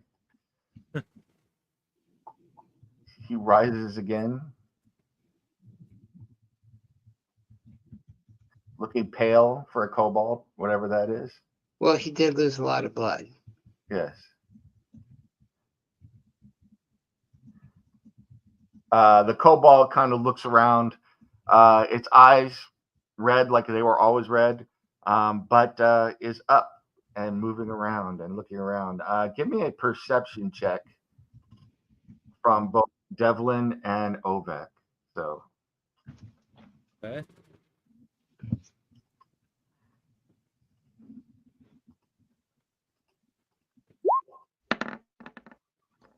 $14. yeah, that all looks clear. It's normal to you. So nothing strange going on there. Send you a whisper. Okay. So to the worm priest, you speak common? Yes, we speak common. Eldon. I am Zigzag. This is what's left of my pack. We once A lot of were people want to use you to roll stuff up. yeah. We were once 100 strong, and I leader because I count 100. Ah, you learned great knowledge. 8 book once, all in here. Yes. Now, rain and thunder, lightning and undead things come into our forest, and we leave. Very, very frightening me. We smell dead thing coming from your direction, so we fan out. Then you attack us. Not know you friend. That was a misunderstanding. Why do we smell death? We came from a cursed village where they're killing each other. We must have carried the scent with us. We just want leaf forest. Forest. Heart of Vale. Heart of Cobalt community. Heart of the spiritual Silver Vale forest, as we have been told, no longer safe for Kobold. Orc already die. Ogre already die. Kobold's too small, too smart. We leave, but many Kobold die. Then we meet you. More Kobold die. Now just want to leave. What moved into the Vale, Zigzag? Vale used to be a place where many fight. Kobold tell stories. We watched the the large folk fight many years. We hide. We strip them of their things once they die. We keep them in our shrine. But then this storm, these lightning came down, strike sky, everything come back to life that once was dead, and the ancient guardian egg hatch, and new egg be born, but the egg hatchling hatch. We worship egg for many years, but now egg hatch, and guardian in bad mood. Guardian breathe burning water on us, burn many of us, so we flee. Tiamat obviously mad. Could you show us your shrine before you leave? Shrine quite distance into the forest. Zigzag really not want go back, but I draw you map if you wish. I think that would be very nice of you, Zigzag. Devlin, Ovak, don't you think that would be very nice of him? Absolutely. Oh, and Elden will turn around and dismisses Webb. Is what? Webb. Okay. He goes and takes out a dagger and cuts off the fur of one of the wolves and turns it inside out and begins taking water from the grass and stuff and cleans off the inside of the fur. And then once it's done, makes some mud and blood mixture and turns it into an ink and draws you a crude map leading you northward through the forest and towards what looks like a marsh. And then there is a stair symbol there. So this shrine we move into, we live there until shrine come back to life and guardian egg hatch. Now we leave, Zigzag scared, like I say, but also friend must watch out. Many dead rise up, those who fought, the large ones who fought through the veil to control it. They rise again and walk. We want no part of the dead.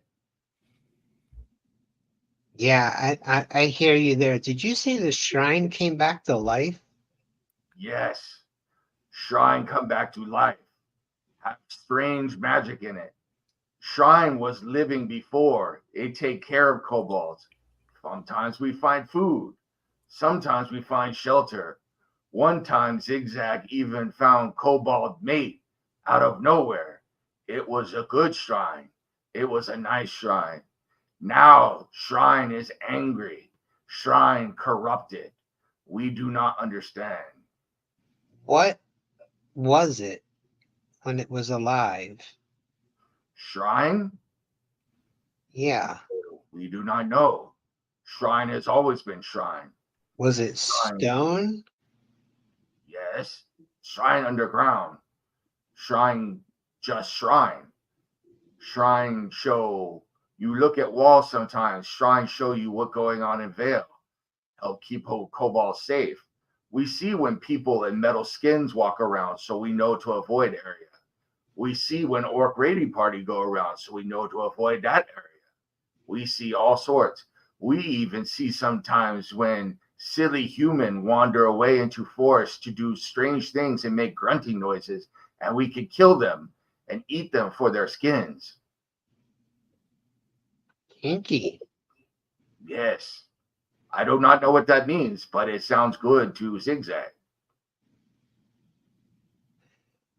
All right, Zigzag. Are there any other dangers we should be aware of between here and your shrine?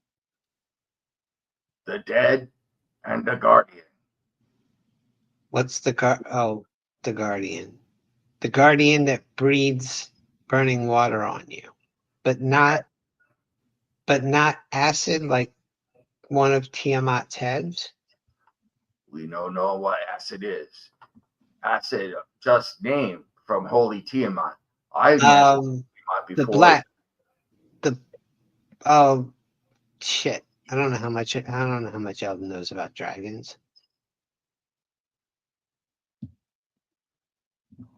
Okay, it breathes burning liquid. Thank you. That's good to know. We just know it. Wake up angry, burn kobold, actually eat kobold, eat my cousin. It's all right. I never liked cousin anyway. Still, that was rude that it ate your cousin without asking first. It eat people that look like man over there with big axe. He points at Ovek. It ate orcs? Yes, orcs. Is that the name for people who look like him? Well, Actually, sort of. I'm a half orc. Half. Yes. His mother was an orc. Bigger than him. His mother was an orc. His father smelt of elderberries. Yes. Well, I always like those orc people. They kill, then wear Mexican sombreros around, even though I don't know what a Mexican is. So Okay, well, Ovak is your friend, just like Devlin is your friend, just like I am your friend. right. Understood. And as a gesture of friendship, I brought you these wolves that y'all can have for dinner if you want. Oh, well, that is Unless very wait, I'm sorry. Ovak, did you want one? Yeah. Okay, I'm well, never gonna turn down a meal. how about we all have dinner and then we can move on? How does that sound to you guys? that Right. sounds wonderful. Ovak, Devlin, shall we dine with these fine kobolds? Sure, why not? Hold on. Stop twisting my arm. Yeah, I'll do it. Oh, and Zigzag, wherever y'all head from here, you really should avoid the town of Silverlight. There are werewolves and vampires and people who eat hair. Oh, I'm not going there. The kobolds, while you're doing that, he gestures to the kobolds and says in comments so everybody can hear him, it's like, make dinner for guests. We eat wolves. And they all fall on the wolves and being carved up with the knives. And then they hand to each of you a full leg, bloodied, and then they begin tearing into the legs and eating them without cooking them or anything. Yeah. Very good dinner. Mm. Works for me. I got no issues. Yeah, I can. I kind of cook it with my magic. So. Well, if you are gonna cook it, could you cook mine too? I mean, I don't mind. Yeah, sure. Why not? Sure, why not? The kobolds look at Devlin and go, and then look to Eldon. Why he ruining meat? He making meat brown. It dries up all the good bloody blood to eat and drink. Yeah. He's ruining the wolf. You know what, pals? Which I think this is even funnier because Eldon is just about their height now that I think about it. I don't get it either. And Eldon takes a big bite of bloody wolf leg. Yeah. And then surreptitiously spits out the meat and just swallows the blood. Oh, see, you know how to eat the meat. Good. Well, and they all continue eating. And one of the kobolds, seeing Devlin and Ovek doing that with the cooking the meat, he goes, Zigzag, they ruin meat. Maybe they not understand. We give them delicacy. Zigzag said, yes, give friends delicacy. Show them the fun.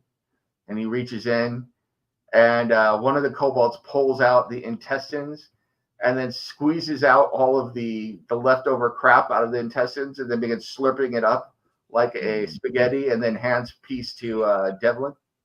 Yeah, okay. I kind of take it and then kind of use minor illusion to make it look like I'm eating it. Yeah, they all clap, not understanding it's an illusion. See, they are cultured, civilized. Mm-hmm. Now the realms has haggis. Who's going to eat heart? I say we give it to a friend. Yes.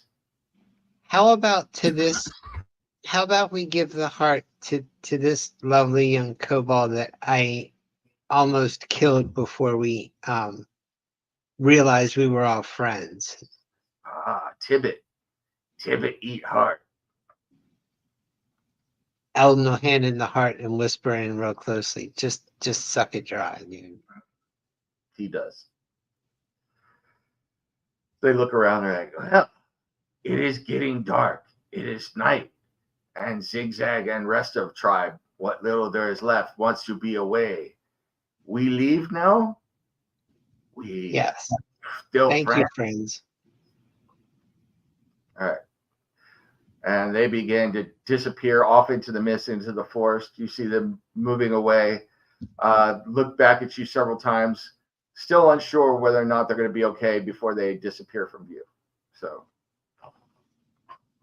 Well, that was the first.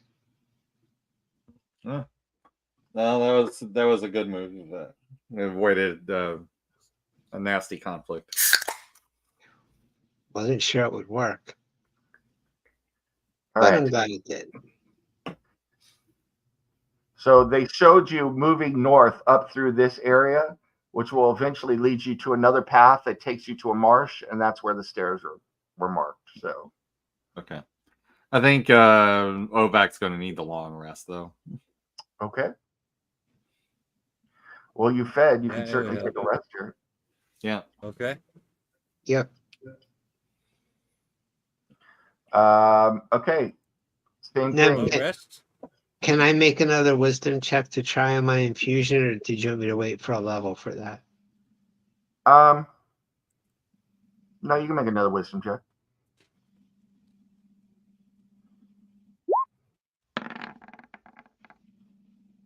All right, you're able to create an infusion that needs to be recharged daily or whenever you are, per long rest, that is able to protect you from sunlight.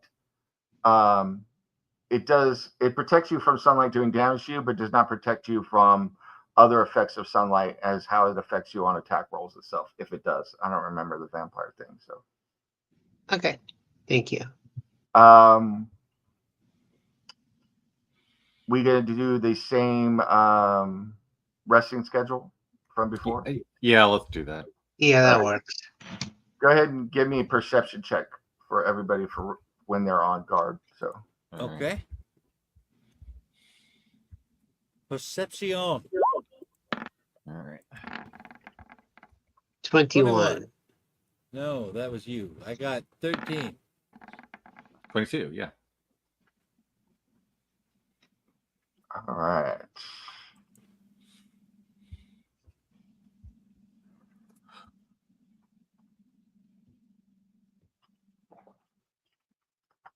Give me 1 second.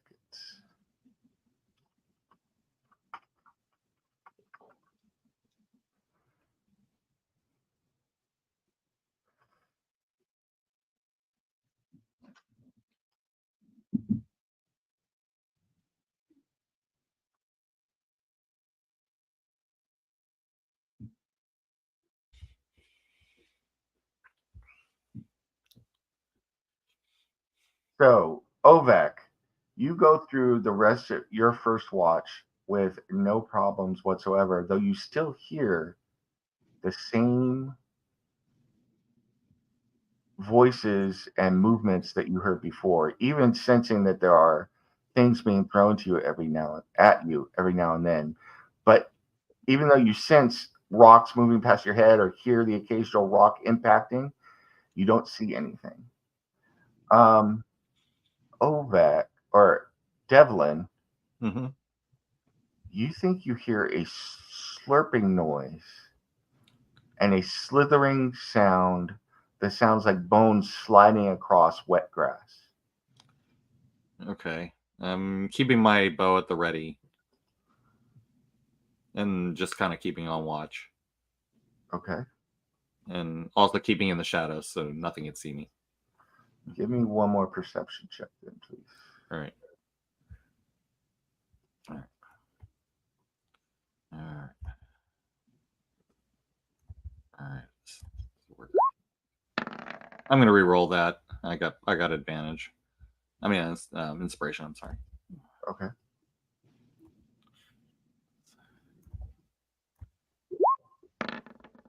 Oh, you gotta be kidding me. Okay. What'd you roll? 14.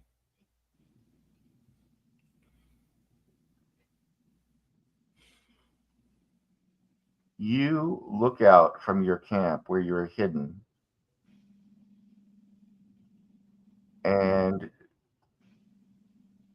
coming down the pathway and out of the trees, from under the trees, you see 4 creatures, and a 5th one is following it. All right. The 5th one is on the pathway. I'm going to show you in a second. The 4 creatures that you could see clearly look like this. They look like giant slugs covered with bones.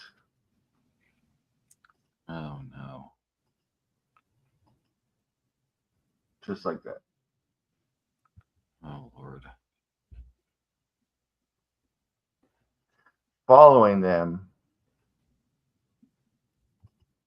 at a distance with psychic tendrils attaching to each 4 of these creatures, you see this.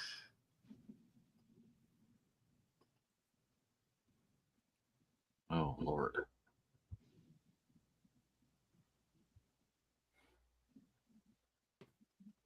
That looks like the skeleton of a cobra. Kind of. So you have spotted them. Uh-huh. They have not spotted you. They seem to be moving around and over. Oh, okay. So they're over there. Yeah, and I'm going to put Eldon and Ovak over by you where you guys are camping. All right. All right. Anybody else suddenly wishing they had a racing snail? I'm gonna stay hidden and see where they go. If they come our way, I will wake the others up. Summon salt. This one is moving along here, and you see it absorb the bones of one of the dead kobolds and add to the bones that are surrounding it. This one comes down here and does the same. This third one comes here. 4th one comes along here and is scouring along. While this Naga, you see as it absorbs the bones, the psychic bands connecting it grow stronger, and the Naga seems to grow a little bit larger. Yeah, I think we're gonna have to wake the others up. I got no choice. We got to get out of here. All right. I will let you have that conversation as these things go. All right. We have some very nasty things to the north of us, and they look like they're getting closer, and I think we should get out of here. Okay. Eldon turns into mist. Yeah. I'm staying hidden and going away from anything that these things would feed on. All right. Ovak, what are you doing? I guess I'm sticking with Eldon at this particular point. Or not Eldon, but Devlin. Okay. See me. Let's see.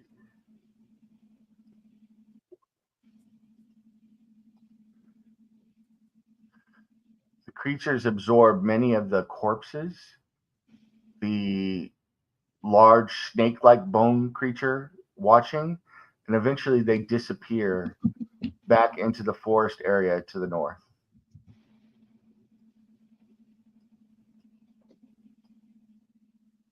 And disappear from view.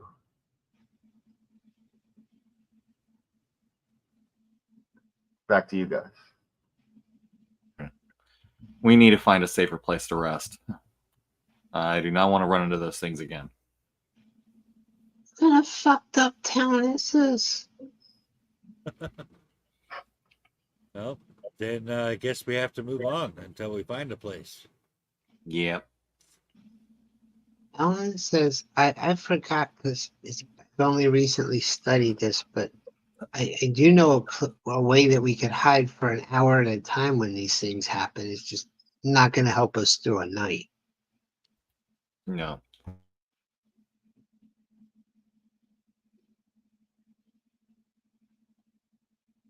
So Guess what do we you gotta guys? keep going.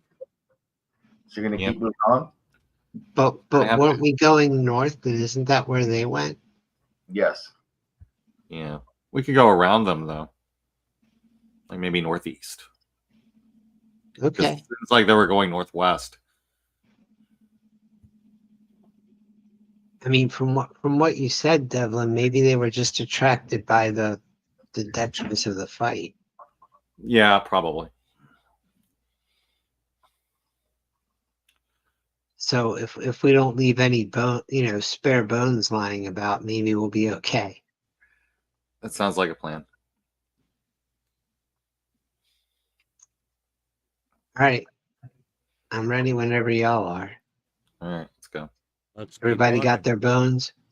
These boots were made for walking. I don't need any bones. Let's go. So go ahead and move on the map where you guys want to move. So, and I will tell you what I need to tell you. So, Okay. East. I'm thinking like east. East. although you have not Okay. gotten a long rest, so Yeah. there's that. Yeah. We can't go too far east because the map ends. Yeah. Yeah. You could, but then you'll be off the map. So whatever that Yeah. means. Yeah. The path left travel. As you continue on, you see that there is what looks to be an old fortress or outpost that covered this part of the trail entering into this vale. It has been smashed apart and looks like it has been that way for many, many years. You also see that the blood trail continues on into the forest, and beyond, the mist gets even further. Although the closer you get to the forest, it seems as if the mist, while thicker, is more attuned to you, almost as if it's wrapping around you, and you're able to see through the mist even as it gets thicker. And that makes no sense at all. Yeah. Devlin, are you still feeling attached to this place? Like war wizardy attached? Do I get any sensations from the wand? You do, but none of them are good. You feel incredibly attached to this place, but you feel almost obsessive about it, as if you get even closer or step past that entrance, that you might want to never leave. Yeah, this is really bad. And yeah. But that's where we have to go, right? Yeah. Looks that way. Well, could I you mean, elaborate a little bit on that, Devlin? What do you mean it's really bad? And hear me out. Waterdeep's just down the coast, and they have casinos. This does tempt Devlin.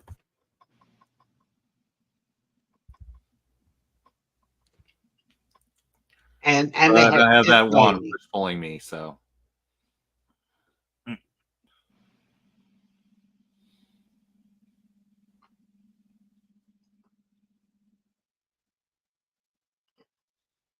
Give me a perception check. Is that everyone? Sure. Oh, I perceive. 28. Damn. I know I could do that. Ovak does it. As the three of you are talking about casinos and going someplace else and what you want to do, Eldon and Devlin are kind of looking around, and you look up the pathway heading into the forest itself. You see a squirrel wander down and then dart down into the pathway.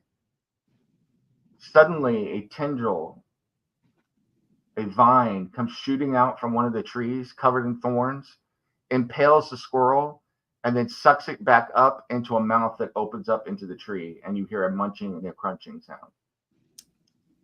Okay. I'm not liking that.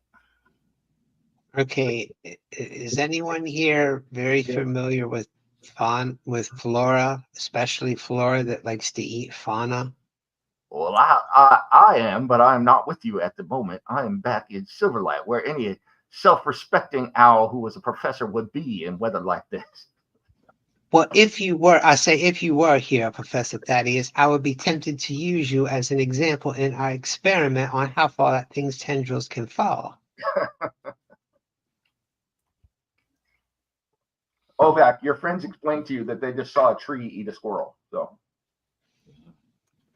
I mean, I guess it would take a survival check to find out more. sure. No, I can't. I mean, I can, but I'm not proficient. Mike, are you muted or are you there? No, I'm here. Okay. Now with that roll. How's Ovak feel about all this? I'm just waiting on the group. Okay. I definitely, I'm not thrilled about the idea of going into a forest where the trees are going to eat us. What Eldon would like to do is look around and see if the other trees look like the tree that just ate the squirrel. Yeah, I don't want to get attacked by any whomping willows. Thank you. Okay. Devlin, you have never heard of anything like this in your travels or in your investigations. Ovak, you can give me a survival check as well for that. Eldon, looking at these trees, you cannot determine any real difference between the one or the other. So, as far as you can see, all of the trees look alike. All trees look alike to you. Ovak, you are too worried about being eaten by a tree to even really notice anything at the moment, which is understandable. What you do know, Eldon, as you are watching, you see that another tree further up snatches a bird out of the air. There is a slight sound that happens just before the tendril snaps out of a tree that gives you a moment warning to make a, let's call it a dex save to avoid being snagged.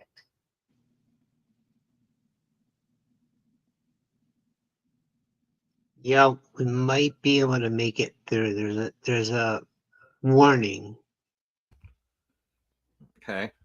Or how do we see like an entrance or anything ahead of us to this underground whatever? What's that? We were heading towards something. Do we see anything in front of us but more path? No. Although off to the left, you see that there is a section where a large portion of the trees have been knocked down. It leads off the path, but it looks like something large should move through here. So right here, and all of the trees have been knocked down here.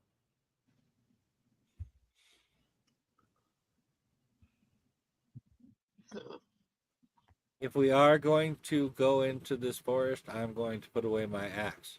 I am no Gimli. I mean, I can.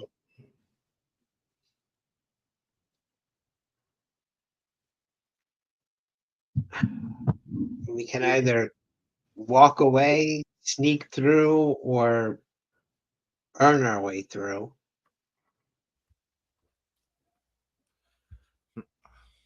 And Eldon looks around at the trees as he says that last bit to see if there's any twitching. Yeah. You I don't know. really would rather not burn the forest if we don't have to, but yeah, that I'm is an torn option. at the moment. Yeah.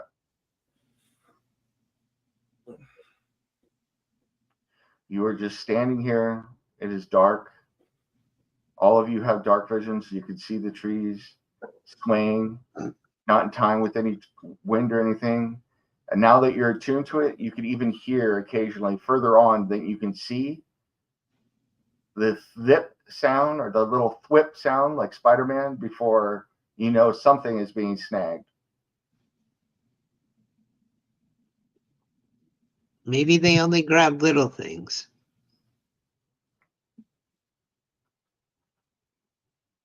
Well, Ovak will be safe then.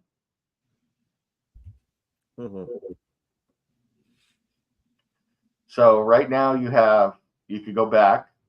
You go to the path that's directly north of you, or you've got the path to the northwest where the trees have all been knocked down. So Where they Welks went.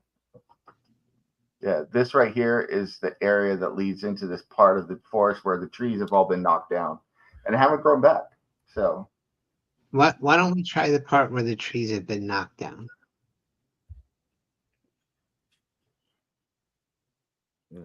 Okay.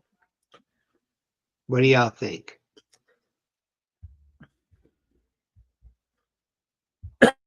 Steve, Mike, Yeah. I think Ovak still needs to heal before we get him in any big fights. all right. So you're going to move that direction? All right. Go ahead and keep moving, and I will tell you where to stop. Do we want to try and camp first then, Devlin? I don't. You could also make a survival check to try and go off this map and find a place to camp and then come back. We could do that. Would you like to do that? I can try that.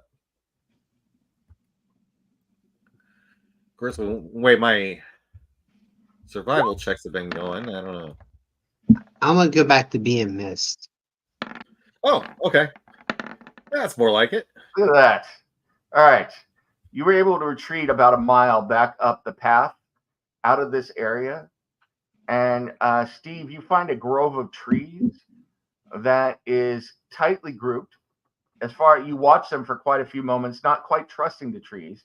You don't see any tendrils or anything coming out, but it's almost like they form a natural barrier that you could enclose yourself in. And with a little bit of work, you could make do enclosure where you could try and take a long rest. That would be defensible.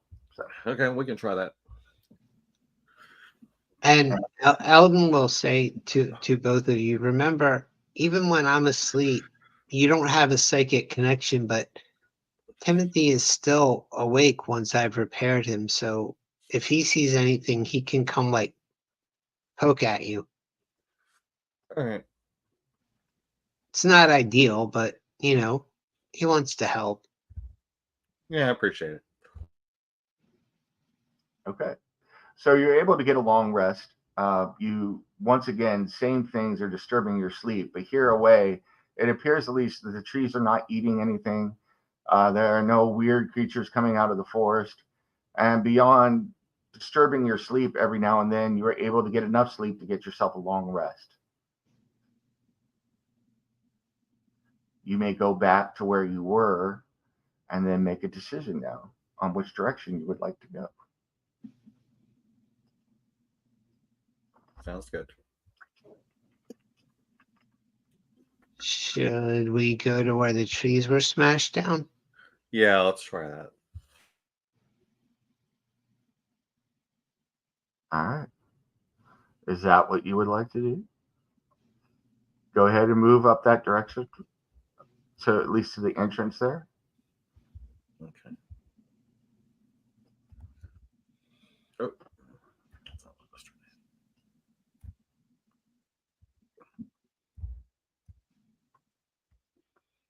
You come to this area. It looks like the trees have been entirely smashed. Looks like some of them have been picked up by the roots and thrown out. And you see the occasional shoot coming up out of the ground. And they're growing incredibly fast, but there is some sort of magic that keeps burning it and keeping it incinerated. You're watching this happen in real time. What in the hells?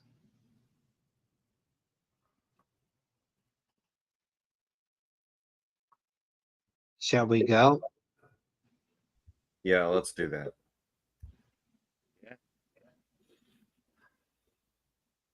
Odin will take a step in. Go ahead and give me a wisdom save, please. Is it against magic? It is against magic. Then he has advantage.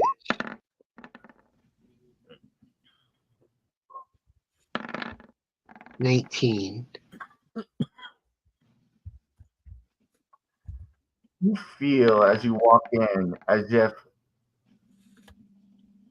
there are tendrils trying to erupt out of the ground and burst through the soles of your feet and grow around you, but you are able to resist it and fight it off. All right. What the hell? Yo, watch out for the ground. It's All right. overly friendly. Yeah, let's stay away from that. From the ground?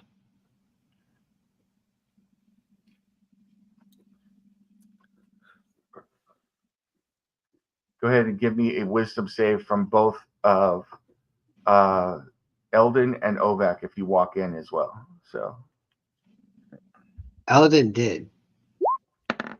or want not another? Eldon, Devlin. Yeah, I can try it. All right.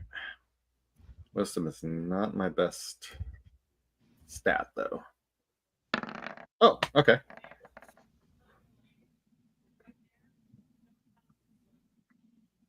$18. All right. So, Ovak, as you walk in, you feel the tendrils wrap around your feet and stab into your foot. You have to consciously every time make sure that you are moving your feet. So you must move constantly until you make a wisdom saving throw against the effect that's going on here to keep from being rooted and rendered immobile as you are walking. Okay. All right. Keep going. So another wisdom saving throw. Yeah.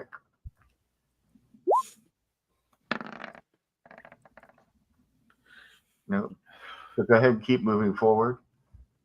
It'll be important later on, but All right. Okay. Just should I move my movement or what do you? yeah, what go ahead and do move your movement. So keep moving up Okay. into the map. So yeah, give me another wisdom saving throw once you move again. So All right, I guess I'll do that. All right, let's see if I can do it again. all right. You see as you keep doing that, Ovak taking pains to keep moving his feet to keep from being stuck in place. You see a giant spider come out of the tree and is being pet by a giant man holding a club. He looks at the three of you and goes, "Oh, so what little tasty ones come into our trap?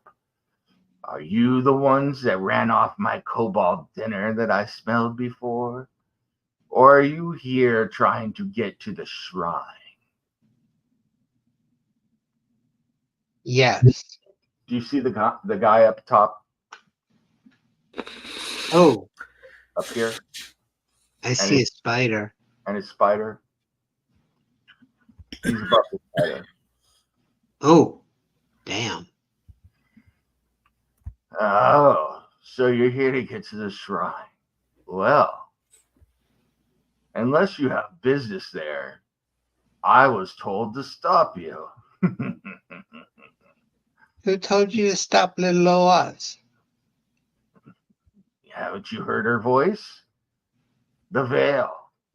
I've lived here for many, many years, and I've never had as much fun as I've had in the last few days.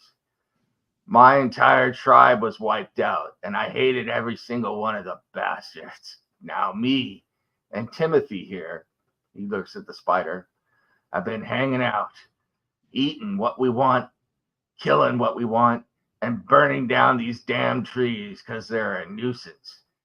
Timothy even learned to cast magic. Oh, Timothy. Eldon pets Timothy on the shoulder. That big ugly thing thinks he's you. What? You called Timmy ugly? Look, I know Timmy's no looker, but he's definitely better looking than that thing. And he points at Ovak.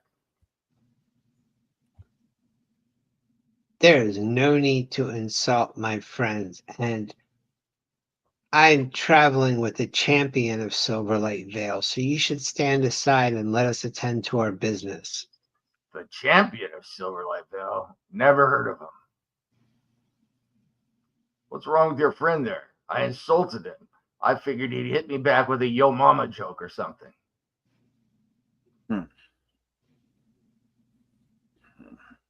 You see obscene finger gestures from such a pristine girl. Are you really that bored, friend? Yes, I'm hungry. And there's these strange looking slug things that wander around every now and then, but they don't taste good at all. Right? Those things are so creepy. Yeah, well, like I said, though, if I want the Veil to leave me alone, then I was told to keep any outside visitors away. In fact, kind of puts his head down to the ground. It said the champion of the Veil was by no means allowed to go near the shrine.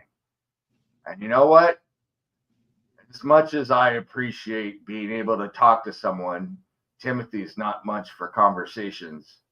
Well, I'm inclined to say you can't pass that way.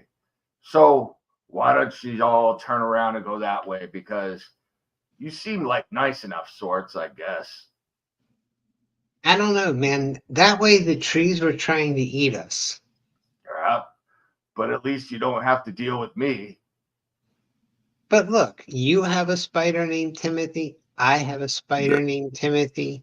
We're both big, young, strapping lads. Why do we have to fight?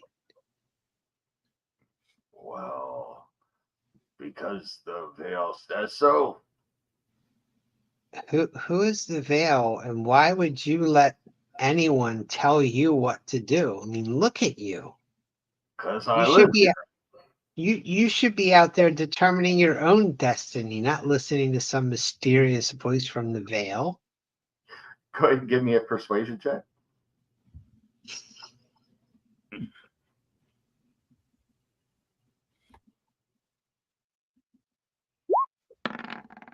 21. Well, that makes a lot of sense. Do your friends feel the same way too? Friends? Absolutely. Yes. Well, so you're saying I should go off and do my own thing and be my own giant? Mhm. Absolutely. Of course you should.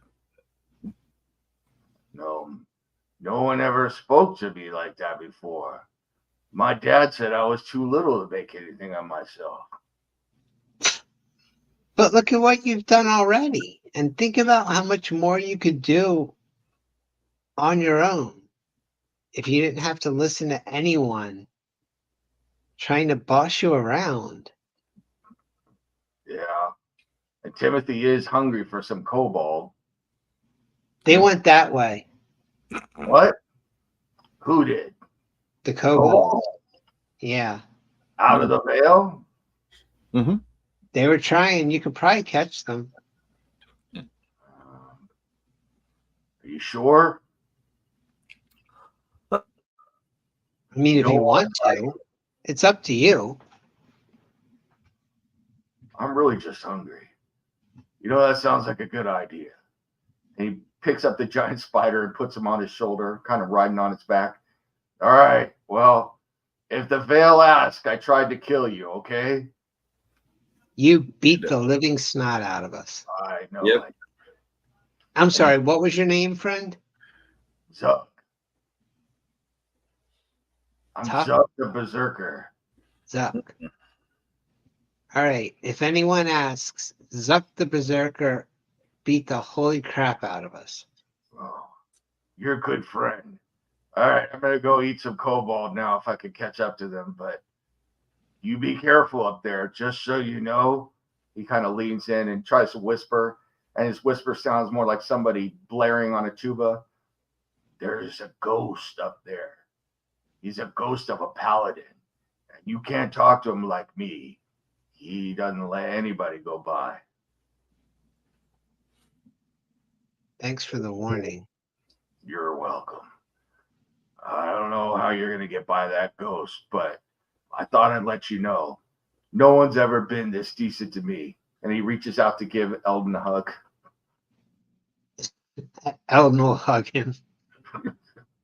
It's like hugging a giant stone statue or something. Oh, that's nice. What about you two? And he goes, here, group up, everybody bring it in. Absolutely. All right.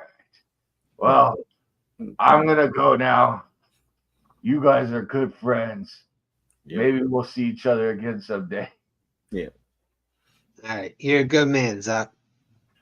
Oh, by the way, he looks at Ovak. Sorry, Timothy's magic was doing stuff to your feet. He let you go now, so.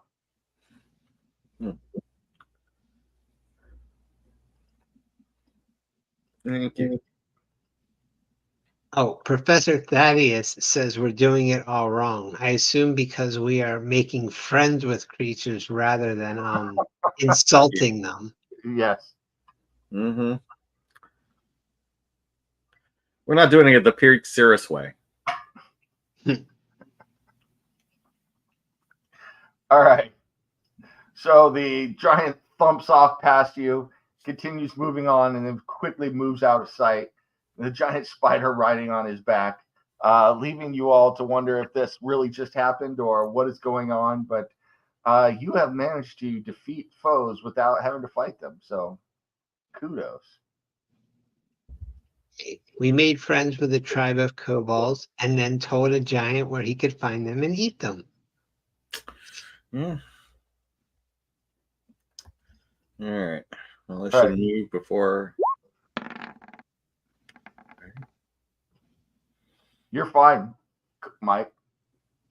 Timothy, the giant spider, let you go out of his magic. So Yeah. So how are we gonna defeat the ghost of a paladin? What the hell is a ghost of a paladin? What's a paladin? Aren't they supposed to go to some, I don't know, uptight afterlife where I assume someone like Professor Thaddeus keeps the books? Well, it depends. So, what god the paladin is devoted to, what oath he took. I mean, it's hard to say.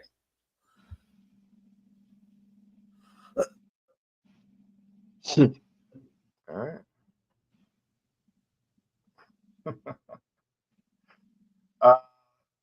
I'm just going to move your guys' characters real quick to show you where you're going to be. So you don't have to do this thing. So, where's, I see Devlin, Ovak, Eldon. Go north on the map so you find yourselves.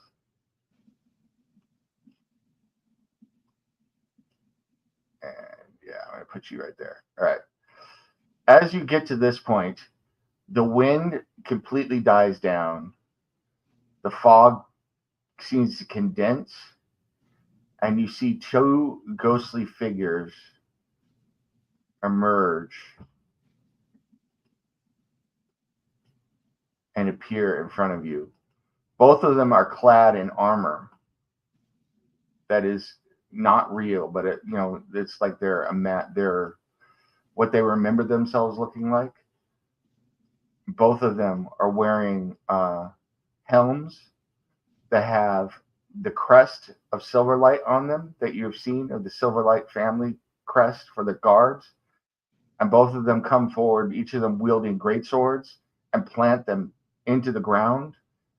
And you see the ground mist begin to emerge again around them and begin to flow towards you.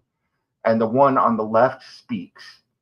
No one is allowed to proceed to the mist and into the clearing of the shrine.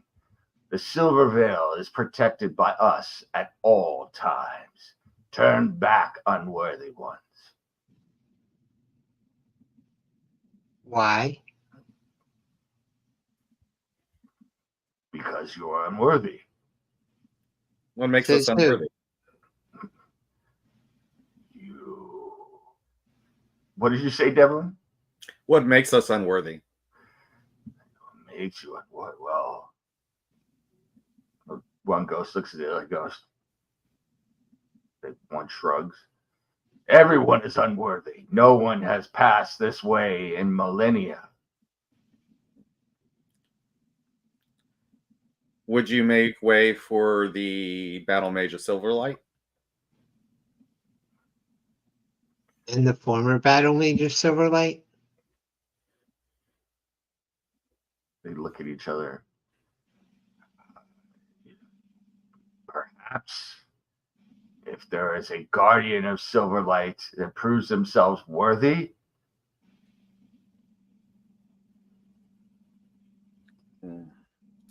I show him the wand.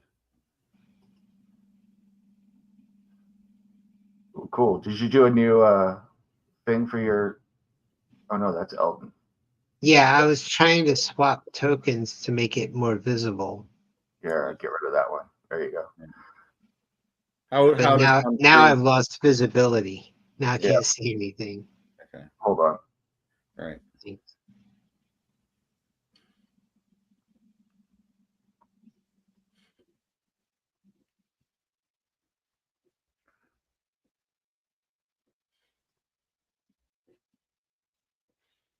Sorry about that, Steve. Eldon was getting hard to see, so I was trying to swap him out. Yeah, oh, it's fine. I got it. Derek, you see now? Cool. Yep. Thank you. The ghost says to you, I see, and I feel the magic, but there is something different. Something wrong about the veil. Tell us, why do you wish to go to the shrine? We're trying to save the veil.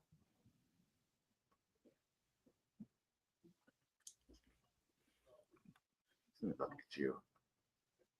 Yeah. Very well.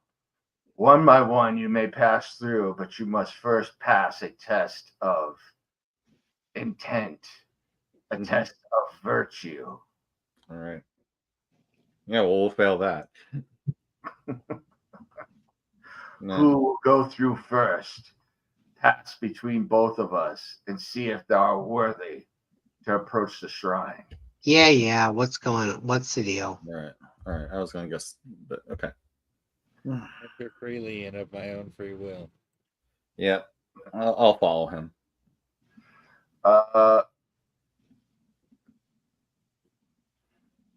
Eldon, go ahead and give me a wisdom save, please.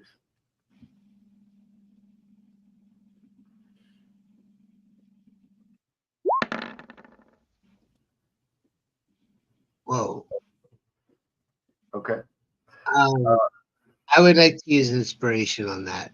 Okay. And by the way, I'm sorry, was it against magic? Yes. Okay, then my advantage holds.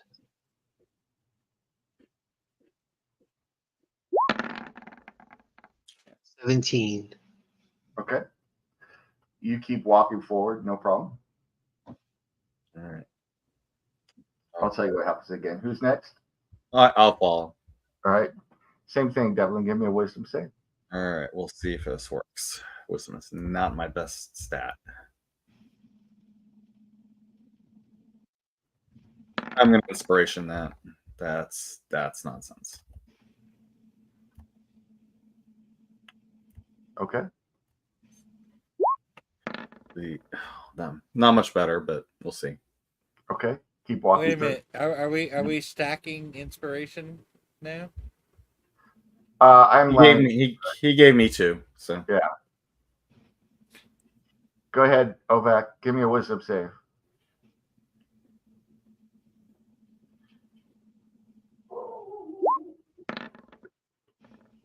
All right. As you walk through,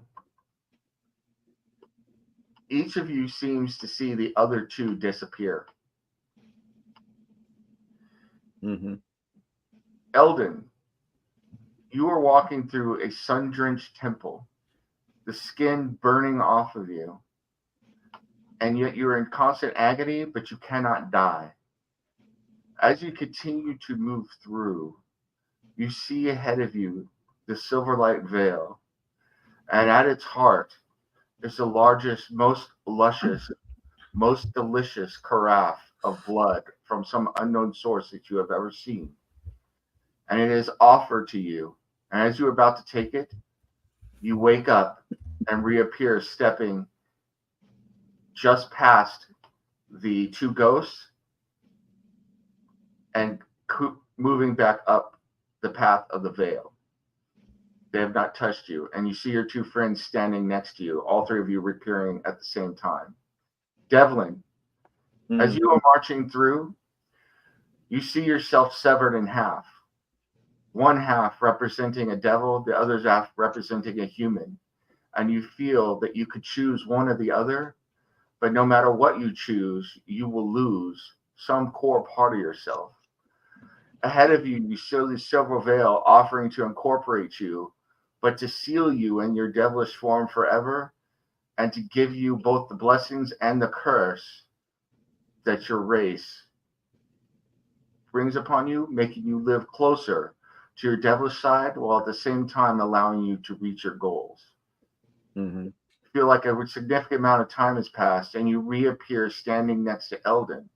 However, your beard looks to have grown several years worth in length in the time that you were gone. Okay. I'm There gonna as have well. to trim that. Dude, you need a shave. Yep. Ovak, you walk between them, and you are suddenly ripped of your human side completely, and are completely of the orc, running wild, pillaging, eating what you will, and enjoying it, feasting on it, reveling in it. Suddenly you are human, stuck in some courtly dining room, eating with utensils, only given a certain amount of food, and you hate it, and yet you are accepted there.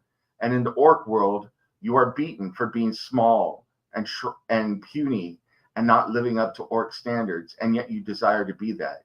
You're not sure which world you would rather live in, and rather would be accepted in the world that you hate or not accepted in the world that you love. Meanwhile, in front of you, you see a giant silver tree beckoning to you, offering you your own future, the way you can make it yourself, but only if you defend that tree with your life. You wake up, reappearing. You are emaciated, as you have not eaten, as if you had not eaten in a year, and your hair all over your body and your face and in your head has grown a year's worth in length.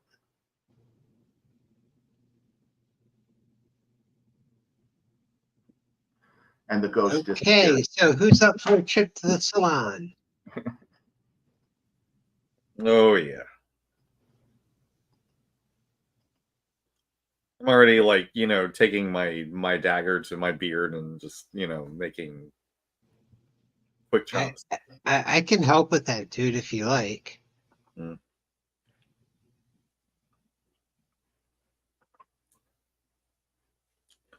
right, I think we need to move on. I have to say that I think this vision was false, as carving my own way is something that I do on my own, with or without anybody else. I don't know what this is, Alden. I don't know what you're talking about, Ovak. All I know is y'all both just grew a whole lot of hair.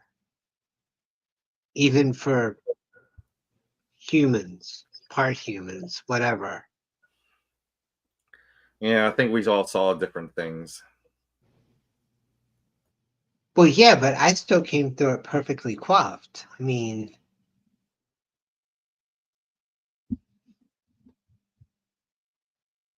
Is there a do you reason for that? do you feel old? No, not really.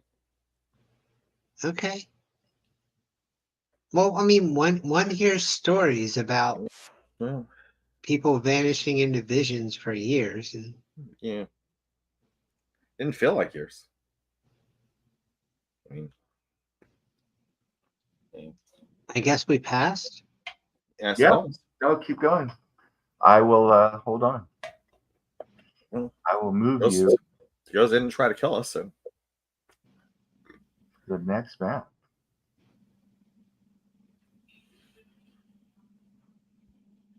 all right, where are we?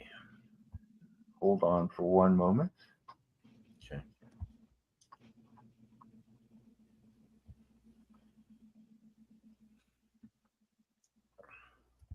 You guys are over on the left edge of the map. And All right, yeah. I gotta fix Elk's vision again. Ah, got it.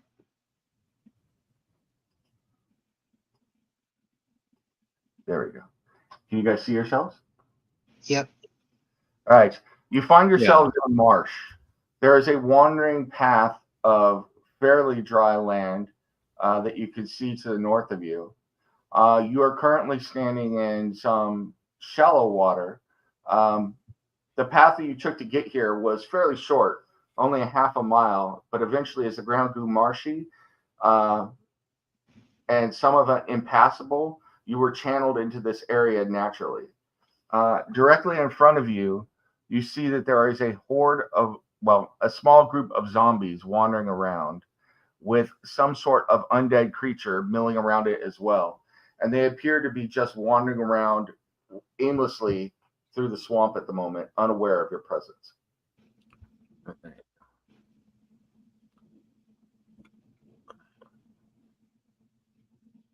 Do we see anything else of note aside from the wandering undead?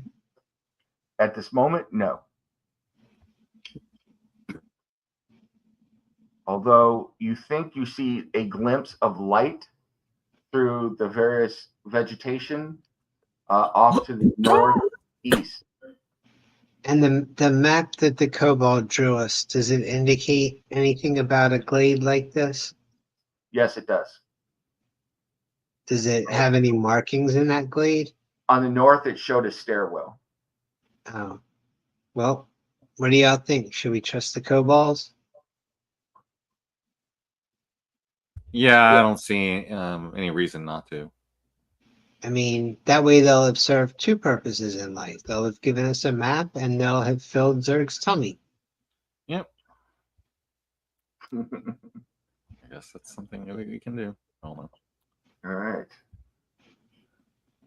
Should we try and go around the zombies if we can? Yeah, I would rather not engage them if there's no reason. So, You good with that, Oback? Sounds good. All right. You move up onto the land and you're moving up to the north. You following along, Ovek, or what do you want to do?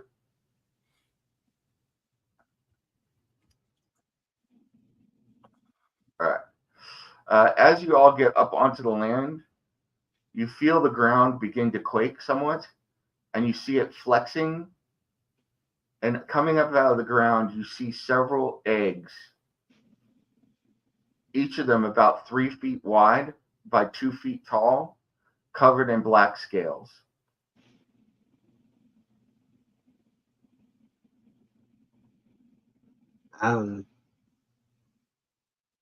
Okay, I'm creeped out. Should we keep going, y'all? Yeah, let's keep going.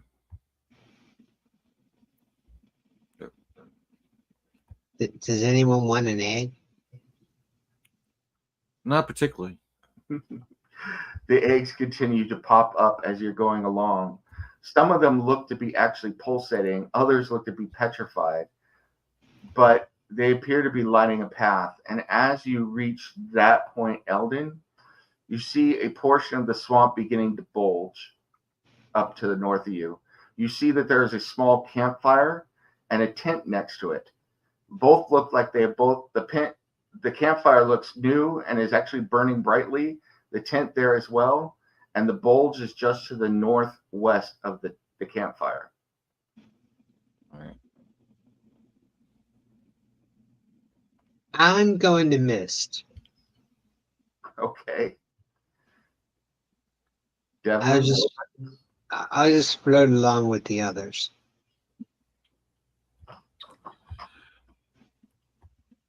What did Devil Novak want to do?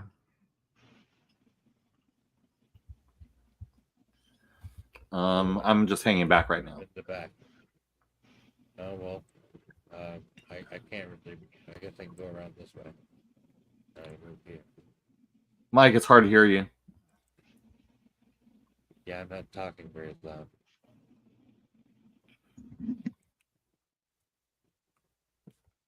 Okay. Let me go here. Oh, okay. If you're gonna be over there, I'll be here.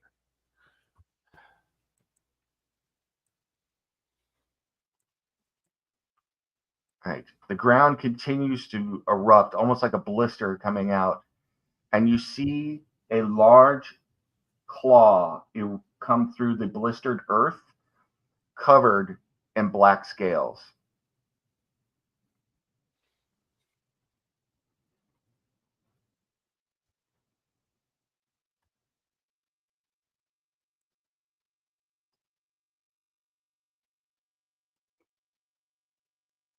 What do y'all want to do?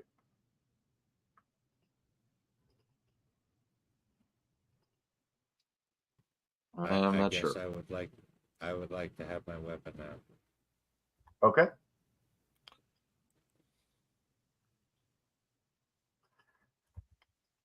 You all right? Yep. Yeah. Okay. Yeah, I'm better hanging back. Okay. The claws continue to pop out one by one, and then you see a large snout erupt, and you see a large reptilian creature, perhaps even one that might have possessed the skeleton or might possess the skeleton like the one you walked before, come up out of the ground and look and at you both, all of you, its eyes glaring red, and it opens its mouth to speak. I am the guardian of the veil. Who comes and seeks entrance to the shrine that I was pulled from the egg to guard? There's what came out.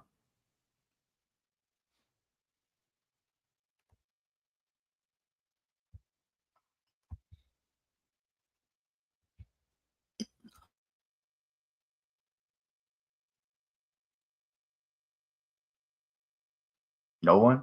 Everyone's overcome? Sorry, I was muted. Okay. Eldon will just materialize the hell with it. We were impelled to come here to see what was corrupting the veil. Corrupting. Something sickly and necromantic and ancient has been poisoning your veil. No. I've finally been born the correct way. The veil is no longer Silverlight. It is the light of. That doesn't make any sense.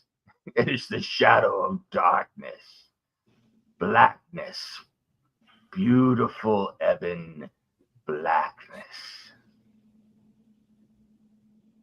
Okay, but it's overrun with werebores and cracked netherese magic that's like screwing everything up and is going to destroy it. Stop selling me. No. Yes, indeed. Finally, someone has released the magic as was foretold. Silverlight withers and dies, and I am born Ebon Gloom. I shall become the shadow that devours the coast.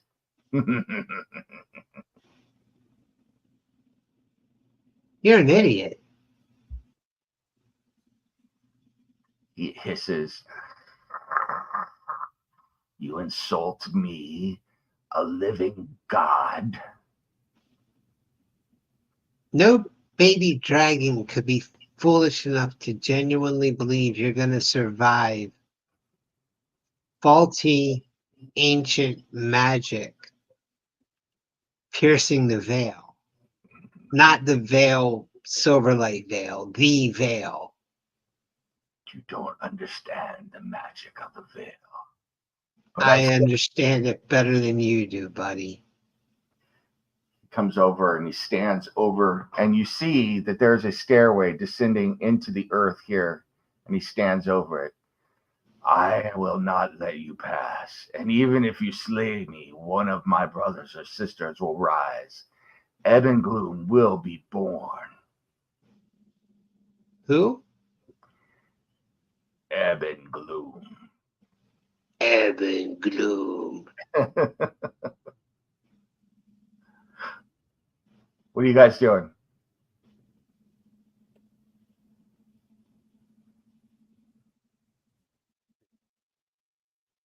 Steve?